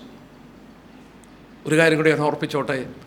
പുനരുത്ഥാനം എന്നത് ദൈവത്തിന് മാത്രമേ സാധിക്കുകയുള്ളൂ. നമ്മൾ നോക്കിയാൽ ലോകത്തിലെ അത്ഭുതങ്ങൾ പലതുണ്ട്. ഒന്ന്, മൗസോളിയം എന്ന് പറയുന്ന മൗസലസ് എന്ന് പറയുന്ന പ്രിൻസിനെ അടക്കിയ ഒരു ശവകുടീരമാണ് മൗസോളിയം. മൗസോളിയം ലോകത്തിലെ 7 അത്ഭുതങ്ങളിൽ ഒന്നാണ്. മൗസോളിയം മൗസോലസ് എന്ന് പറയുന്ന പ്രിൻസിനെ അടക്കിയ ഭയങ്കര വെലാബറേറ്റായിട്ട് ഉണ്ടാക്കിയ ആ ശവകുടീരം, it is one of the 7 wonders of the world. അടുത്തത് നോക്കിയേ, pyramid, it is another wonder of the world. അത് ഒരു ശവകുടീരമാണ്. Taj Mahal, another wonder of the world, അത് വീണ്ടും അതൊരു ശവകുടീരമാണ്. ലോകത്തിലെ അത്ഭുതങ്ങളെന്ന് പറയുന്ന ഈ മൗസോളിയം, താജ്മഹൽ, പിരമിഡ്, അതെല്ലാം അത്ഭുതങ്ങളാണ്, 7 വണ്ടേഴ്സിൽ ഉൾപ്പെട്ടതാണ്. അവർ ശവകുടീരങ്ങൾ പണിയാനേ കഴിഞ്ഞുള്ളൂ. എന്നാൽ വണ്ടർ എന്ന് പറയുന്നത് നാം ഓർക്കണം, ഇതുള്ള ബന്ധത്തിൽ നമ്മുടെയൊക്കെ പിതാക്കന്മാരെയൊക്കെ അടക്കുമ്പോൾ നമ്മളൊന്നും വലിയ എലാബറേറ്റുള്ള കല്ലറുകളൊന്നും പണിയാറില്ല. സാധാരണ ഇപ്പോൾ സെല്ലുമൊക്കെ ഉണ്ടാക്കി അങ്ങോട്ടും കിടത്തേ ഉള്ളൂ. നമുക്കെന്നാ കാശില്ല ഞാണോ ഇതൊക്കെ പണിയാൻ? എന്നാൽ ചില പള്ളികളൊക്കെ നമ്മൾ കടന്നു പോകുമ്പോൾ എന്തു ഭയങ്കര പണികളൊക്കെയാണ് ചെയ്തിരിക്കുന്നത്. ഒരു വാക്യം ഒന്ന് വായിക്കാം. യെശയ്യാപ്രവചനം 22-ാം അധ്യായം. യെശയ്യാപ്രവചനം 22-ാമത്തെ അധ്യായം, അതിൻ്റെ 15-16 വാക്യം. ഈ വാക്യം ശബ്ന എന്ന് പറയുന്ന ഹിസ്കിയ രാജാവിൻ്റെ ട്രഷറാണ്, ഭണ്ഡാര വിചാരകൻ. ഹിസ്കിയ രാജാവിൻ്റെ ഭണ്ഡാര വിചാരകനായ ശബ്നയോട് ദൈവം ചോദിക്കുകയാണ്. അദ്ദേഹം നല്ല ശവകുടീരം പണിയുകയാണ്. അതിൻ്റെ 15-16 വാക്യം നോക്കിയാട്ടെ. 15-16 വാക്യം. സൈന്യങ്ങളുടെ യഹോവയായ കർത്താവ് ഇപ്രകാരം കൽപ്പിച്ചു, നീ ചെന്ന് ഭണ്ഡാരാധിപതിയും രാജവിചാരകനുമായ ശബ്നയെ കണ്ട് പറയേണ്ടത്, നീ എന്താകുന്നു ഈ ചെയ്യുന്നത്? നിനക്കിവിടെ ആരുള്ളൂ? ഇവിടെ നീ കല്ലറ വെട്ടിക്കുന്ന ആർക്കായിട്ടാ? ഉയർന്ന ഒരു സ്ഥലത്ത് അവൻ തനിക്ക് ഒരു കല്ലറ വെട്ടുന്നു, പാറയിൽ എനിക്കൊരു പാർപ്പിടം കൊത്തിയുണ്ടാക്കുന്നു. ദൈവം ചോദിക്കുകയാണ്, 3 ചോദ്യം ചോദിച്ചു. നീ എന്താകുന്നു ഈ ചെയ്യുന്നത്? നിനക്കിവിടെ ആരുള്ളൂ? നീ ഈ കല്ലറ വെട്ടിക്കുന്ന ആർക്കായിട്ടാണ്? ദൈവം അതിനെ നിരുത്സാഹപ്പെടുത്തുകയാണ്. മനുഷ്യന് അത്ഭുതങ്ങൾ സൃഷ്ടിക്കാം, കല്ലറകൾ ഉണ്ടാക്കി. എന്നാൽ നമ്മൾ ഓർക്കണം, ഏറ്റവും വലിയ അത്ഭുതമെന്ന് പറയുന്നത് ഈ കല്ലറയിൽ നിന്ന് മനുഷ്യനെ ഉയർപ്പിക്കുന്നതാണ്. That is the greatest wonder. നമ്മുടെ കർത്താവിനെ ഉയർപ്പിച്ചതാണ് നാം കണ്ടതിൽ വെച്ച് ഏറ്റവും വലിയ, ലോകം കണ്ടതിൽ വെച്ച് ഏറ്റവും വലിയ കല്ലറ. മനുഷ്യന് വേണമെങ്കിൽ ആത്മഹത്യ ചെയ്യാം, ജീവനെ എടുക്കാം, തന്നെത്താൻ കൊല്ലാം, മറ്റൊരാളെ കൊല്ലാം. പക്ഷേ ഒരു മനുഷ്യനും ജീവൻ തിരിച്ചു കൊടുക്കാൻ കഴിയില്ല. വലിയ കല്ലറകൾ പണിയാം, ലോകത്തിൽ വണ്ടേഴ്സ് അവർക്ക് ഉണ്ടാക്കാം. താജ്മഹാളും പിരമിഡും മൗസോളിയം പോലൊക്കെ വലിയ മിറക്കിൾസ് ഉണ്ടാക്കാം, ഈ ശവകുടീരങ്ങൾ ഉണ്ടാക്കി പണിയാം. പക്ഷേ അവർക്കൊരിക്കലും ഒരു മനുഷ്യനെയും അവർക്ക് പുനരുത്ഥാനം പ്രാപിപ്പിക്കാൻ, ജീവൻ തിരിച്ചു കൊടുക്കാൻ കഴിയില്ല. അത് ദൈവത്തിന് മാത്രമേ കഴിയുള്ളൂ. ഇതാണ് ഏറ്റവും വലിയ വണ്ടർ എന്നുള്ളത് ഓർക്കുക. യോബ് വിശ്വസിച്ചിരുന്നു പുനരുത്ഥാനം പ്രാപിക്കും. യോബിൻ്റെ പുസ്തകം 19-ാം അധ്യായം, അതിൻ്റെ 25 വാക്യം. 19-ാം അധ്യായം. താന് ചൊറിയും ചിരങ്ങും പിടിച്ച് ബലഹീനനായി, ആ പറയുന്ന വാക്ക് നോക്കാട്ടെ, 25. എൻ്റെ വീണ്ടെടുപ്പുകാരൻ ജീവിക്കുന്നെന്നും അവൻ ഒടുവിൽ പൊടിമേൽ നിൽക്കുമെന്നും ഞാൻ അറിയുന്നു. എൻ്റെ ത്വക്കിങ്ങനെ നശിച്ച ശേഷം ഞാൻ ദേഹരഹിതനായി ദൈവത്തെ കാണും. ദേഹരഹിതൻ എന്നല്ല ആ വാക്യം. And after my skin is destroyed, I know that in my flesh I shall see God. എൻ്റെ ത്വക്കിങ്ങനെ നശിച്ച ശേഷം എൻ്റെ ശരീരത്തിൽ ഞാൻ ദൈവത്തെ കാണും, എൻ്റെ കണ്ണുകൊണ്ട് തന്നെ കാണും. യോബിൻ്റെ പ്രത്യാശ. യോബ് വിശ്വസിച്ചു, ദാവീദ് വിശ്വസിച്ചു. സങ്കീർത്തനം 17:14-15. പഴയ നിയമഭക്തന്മാർ അവർ പുനരുത്ഥാനം പ്രാപിക്കും എന്നുള്ളത് വിശ്വസിച്ചിരുന്നു. പുതിയ നിയമത്തിൽ വരുമ്പോൾ നമുക്ക് വളരെ ഡീറ്റെയിൽ ആയിട്ട് അതിൻ്റെ പഠനം കിട്ടുന്നുണ്ട്. ഡീറ്റെയിൽ പഠനത്തിലേക്ക് ഇന്ന് പോകുന്നില്ല. അടുത്ത ക്ലാസ്സിൽ നമുക്കതിൻ്റെ ഡീറ്റെയിൽ പഠനം നോക്കാം. പുനരുത്ഥാനമുണ്ടോ, എങ്ങനെയാണ്, പല സംശയങ്ങൾ ചോദിക്കുന്നുണ്ട്. ആ സംശയങ്ങൾക്ക് മറുപടി നമുക്ക് ശ്രദ്ധിക്കാനായിട്ട് ശ്രമിക്കാം. സങ്കീർത്തനം 17-ന്റെ 14-15 വാക്യം. തൃക്കൈ കൊണ്ട് ലൗകിക പുരുഷന്മാരുടെ വശത്തു നിന്നും അവരുടെ ഓഹരി ആയുസ്സിലത്രേ. നിൻ്റെ സമ്പത്ത് കൊണ്ട് നീ അവരെ വയറ് നിറയ്ക്കുന്നു. അവർക്ക് പുത്രസമ്പത്ത് ധാരാളമുണ്ട്. തങ്ങളുടെ ധനശിഷ്ടം അവർ കുഞ്ഞുങ്ങൾക്ക് വെച്ചേക്കുന്നു. ഞാനോ നീതിയിൽ നിൻ്റെ മുഖത്തെ കാണും. ഞാൻ ഉണരുമ്പോൾ നിൻ്റെ രൂപം കണ്ട് തൃപ്തനാകും. നോക്കുക, രണ്ടു കൂട്ടം ആളുകൾ. ഈ ആയുസ്സിൽ മാത്രം ഓഹരി വെച്ചവർ, ഇംഗ്ലീഷിൽ വായിച്ചാൽ men of the world who have their portion in this world. Men of the world who have their portion in this world. ഞാനോ നീതിയിൽ നിൻ്റെ മുഖത്തെ കാണും. ഞാൻ ഉണരുമ്പോൾ നിൻ്റെ രൂപം കണ്ട് തൃപ്തനാകും. മരണമെന്ന നിദ്ര, ഉറക്കത്തിലേക്ക് കടന്നുപോയിട്ട് പുനരുത്ഥാനം പ്രാപിക്കും. ഞാൻ ഇന്നിവിടെ നിർത്തുന്നു. ദൈവം അനുവദിച്ചാൽ അടുത്ത ക്ലാസ്സിൽ നമുക്ക് പുനരുത്ഥാനത്തെക്കുറിച്ചുള്ള മറ്റ് ഡീറ്റെയിൽസ് നോക്കാം. നമ്മൾ പ്രത്യാശയുള്ളവരാണ്. ലോകത്തിലുള്ളവർ എങ്ങനെയാണ് ഇതേ ശരീരത്തിൽ പുനരുത്ഥാനം പ്രാപിക്കുമോ എന്നുള്ളത് അവർക്ക് അറിഞ്ഞുകൂടാ. എന്നാൽ വേദപുസ്തകം നമ്മളെ വളരെ വ്യക്തമായി പഠിപ്പിക്കുന്നു, നമുക്ക് ഈ ശരീരം തന്നെ തിരിച്ച് കിട്ടും. അതിൻ്റെ തെളിവുകളും അതെങ്ങനെയായിരിക്കുമെന്നൊക്കെ ഉള്ളത് അടുത്ത ക്ലാസ്സിൽ ശ്രദ്ധിക്കാം. നമ്മുടെ കർത്താവ് നമുക്ക് നൽകിയ പ്രത്യാശ എത്ര വലിയ കാര്യം! സമാധാനമായി ജീവിപ്പാൻ മാത്രമല്ല, നമ്മൾ ഓർത്തതുപോലെ നിരാശരായ ശിഷ്യന്മാർക്ക് സന്തോഷം പകർന്നു കൊടുത്തത് അവൻ്റെ പുനരുത്ഥാനമാണ്. ഈ കർത്താവ് നമുക്ക് മഹാപുരോഹിതനായി സ്വർഗത്തിൽ ജീവിക്കും. നമ്മളെ സന്തോഷമുള്ളവരാക്കി മാറ്റി, നമ്മുടെ നിരാശ മാറ്റി, നമ്മുടെ മഹാപുരോഹിതനായി നമ്മളെ പൂർണ്ണമായി രക്ഷിക്കുമെന്നുള്ള ഉറപ്പ് നമുക്ക് നൽകി. ഈ കർത്താവിനെ ആശ്ചര്യമായി സ്നേഹിച്ച് ജീവിതത്തിൻ്റെ ശിഷ്ട ദിവസങ്ങൾ അവന് വേണ്ടി കൂടുതലായി പ്രയോജനപ്പെടുവാൻ ദൈവം നമ്മളെ ഈ പഠനം മൂലം ഇടയാക്കട്ടെ. പ്രാർത്ഥിച്ച് അവസാനിപ്പിക്കും. സ്വർഗീയ പിതാവേ, ഞങ്ങൾ നിന്നെ സ്തുതിക്കുന്നു. ആ പാദത്തിൽ ഞങ്ങൾ അടുത്തു വരുന്നു. ആ ശിഷ്യന്മാരുടെ മനസ്സുപോലെ ഞങ്ങളുടെ മനസ്സുമായി തീർന്നു. നിരാശ കൊണ്ടും ദുഃഖം കൊണ്ടും തളം കെട്ടി നിന്ന അന്തരീക്ഷത്തിൽ അങ്ങയുടെ പുനരുത്ഥാനം അവർക്ക് മഹാസന്തോഷമുണ്ടാക്കി. കർത്താവെ, ഞങ്ങൾക്ക് ഭാവിയെ സംബന്ധിച്ചൊന്നും അറിയില്ലായിരുന്നു. ഞങ്ങളുടെ കർത്താവ് ഉയർത്തതിനാൽ ഞങ്ങൾക്കും ആ പ്രത്യാശ തന്നിരിക്കാൻ നന്ദിയോടെ സ്തോത്രം. മരിച്ചവരുടെ ഇടയിൽ നിന്ന് അവിടുന്ന് ആദ്യഫലമായി ഉയർത്തെഴുന്നേറ്റു. അങ്ങയുടെ പുനരുത്ഥാനം ഞങ്ങൾക്ക് ഉറപ്പ് തന്നിട്ടുണ്ട്. ഞങ്ങൾ അവിടുത്തെ നന്ദിയുള്ള ഹൃദയത്തോടെ സ്തുതിക്കുന്നു. കരുണയുള്ള കർത്താവേ, നീ ഞങ്ങൾക്കായി ഉയരത്തിൽ മഹാപുരോഹിതനായി മധ്യസ്ഥ ചെയ്യുന്നു. അങ്ങ് ഭൂമിയിൽ പുരോഹിതനായി ശുശ്രൂഷിച്ചില്ല, എന്നാൽ അവിടെ നിന്ന് ഞങ്ങൾക്ക് വേണ്ടി സ്വർഗത്തിൽ പുരോഹിതനായി ശുശ്രൂഷിക്കുന്നുണ്ട്. ഞങ്ങളുടെ രക്ഷ ഉറപ്പാണ്. അവൻ മുഖാന്തരം പിതാവിനോട് അടുക്കുന്നവരെ അവിടുന്ന് പൂർണ്ണമായി രക്ഷിക്കും. ഞങ്ങളതൊട്ടും സംശയിക്കാൻ പാടില്ല. ഞങ്ങൾ അങ്ങയുടെ ആ ശുശ്രൂഷയിൽ വിശ്വസിച്ച് അങ്ങേക്ക് ഞങ്ങൾ മഹത്വം കരയറ്റുന്നു. ഇന്ന് രാത്രി ഞങ്ങൾക്ക് തന്ന വചനത്തിനായി സ്തോത്രം. കർത്താവെ, മരിച്ചവരെവിടെയാണ്, അവരുടെ ആത്മാക്കൾ എവിടെയാണെന്നൊക്കെ പഠിക്കുവാൻ ഞങ്ങളെ നീ അനുവദിച്ചുകൊണ്ടിരിക്കാൻ സ്തോത്രം. ഞങ്ങളിത് പഠിക്കുന്തോറും വിനയപ്പെടുവാനും ദൈവിക പദ്ധതികൾ മനസ്സിലാക്കുമ്പോൾ കർത്താവ് ഞങ്ങളുടെ ജീവിതം നിൻ്റെ സന്നിൽ വിനയപ്പെട്ട് നിനക്ക് പ്രയോജനകരമായി ജീവിപ്പാൻ ഞങ്ങളെ സഹായിക്കണം. കടന്നു വന്ന പ്രിയപ്പെട്ടവരെ ഓർക്കണം. ജീവിതത്തിൻ്റെ ബദ്ധപ്പാടുകളിൽ വളരെ ധൃതിയുള്ള ജീവിതത്തിൽ അല്പസമയം വേറിട്ട് വന്ന് കർത്താവിൻ്റെ വചനം പഠിപ്പാൻ അവർക്ക് കൊടുത്ത മനസ്സിനായി സ്തോത്രം. നീ അത് ആദരിക്കണമേ. അവരുടെ മനസ്സിന് സന്തോഷം കൊടുക്കണമേ. നിൻ്റെ വചനത്തെ അവരുടെ ഹൃദയത്തിൽ പ്രകാശിതമാക്കി ദൈവത്തിന് കൊള്ളാവുന്നവരാക്കി അവരെ തീർക്കണം. അവരുടെ കുടുംബങ്ങളെ അനുഗ്രഹിക്കണം. ഞങ്ങളിപ്പോൾ പിരിയുന്നു. കർത്താവ് കൂടെയിരിക്കണം. എല്ലാ ദോഷങ്ങളും ഞങ്ങളെ വിടുവിച്ച് കാക്കണം. സമാധാനമായി ഇന്ന് രാത്രിയിലും കഴിയുവാൻ ഞങ്ങളെ ഇടയാക്കണം. എല്ലാ മഹത്വം അങ്ങേക്ക് തരുന്നു. ഞങ്ങളുടെ രക്ഷകനും കർത്താവുമായ യേശുക്രിസ്തുവിൻ്റെ വിലയേറിയ നാമത്തിൽ തന്നെ. ആമേൻ.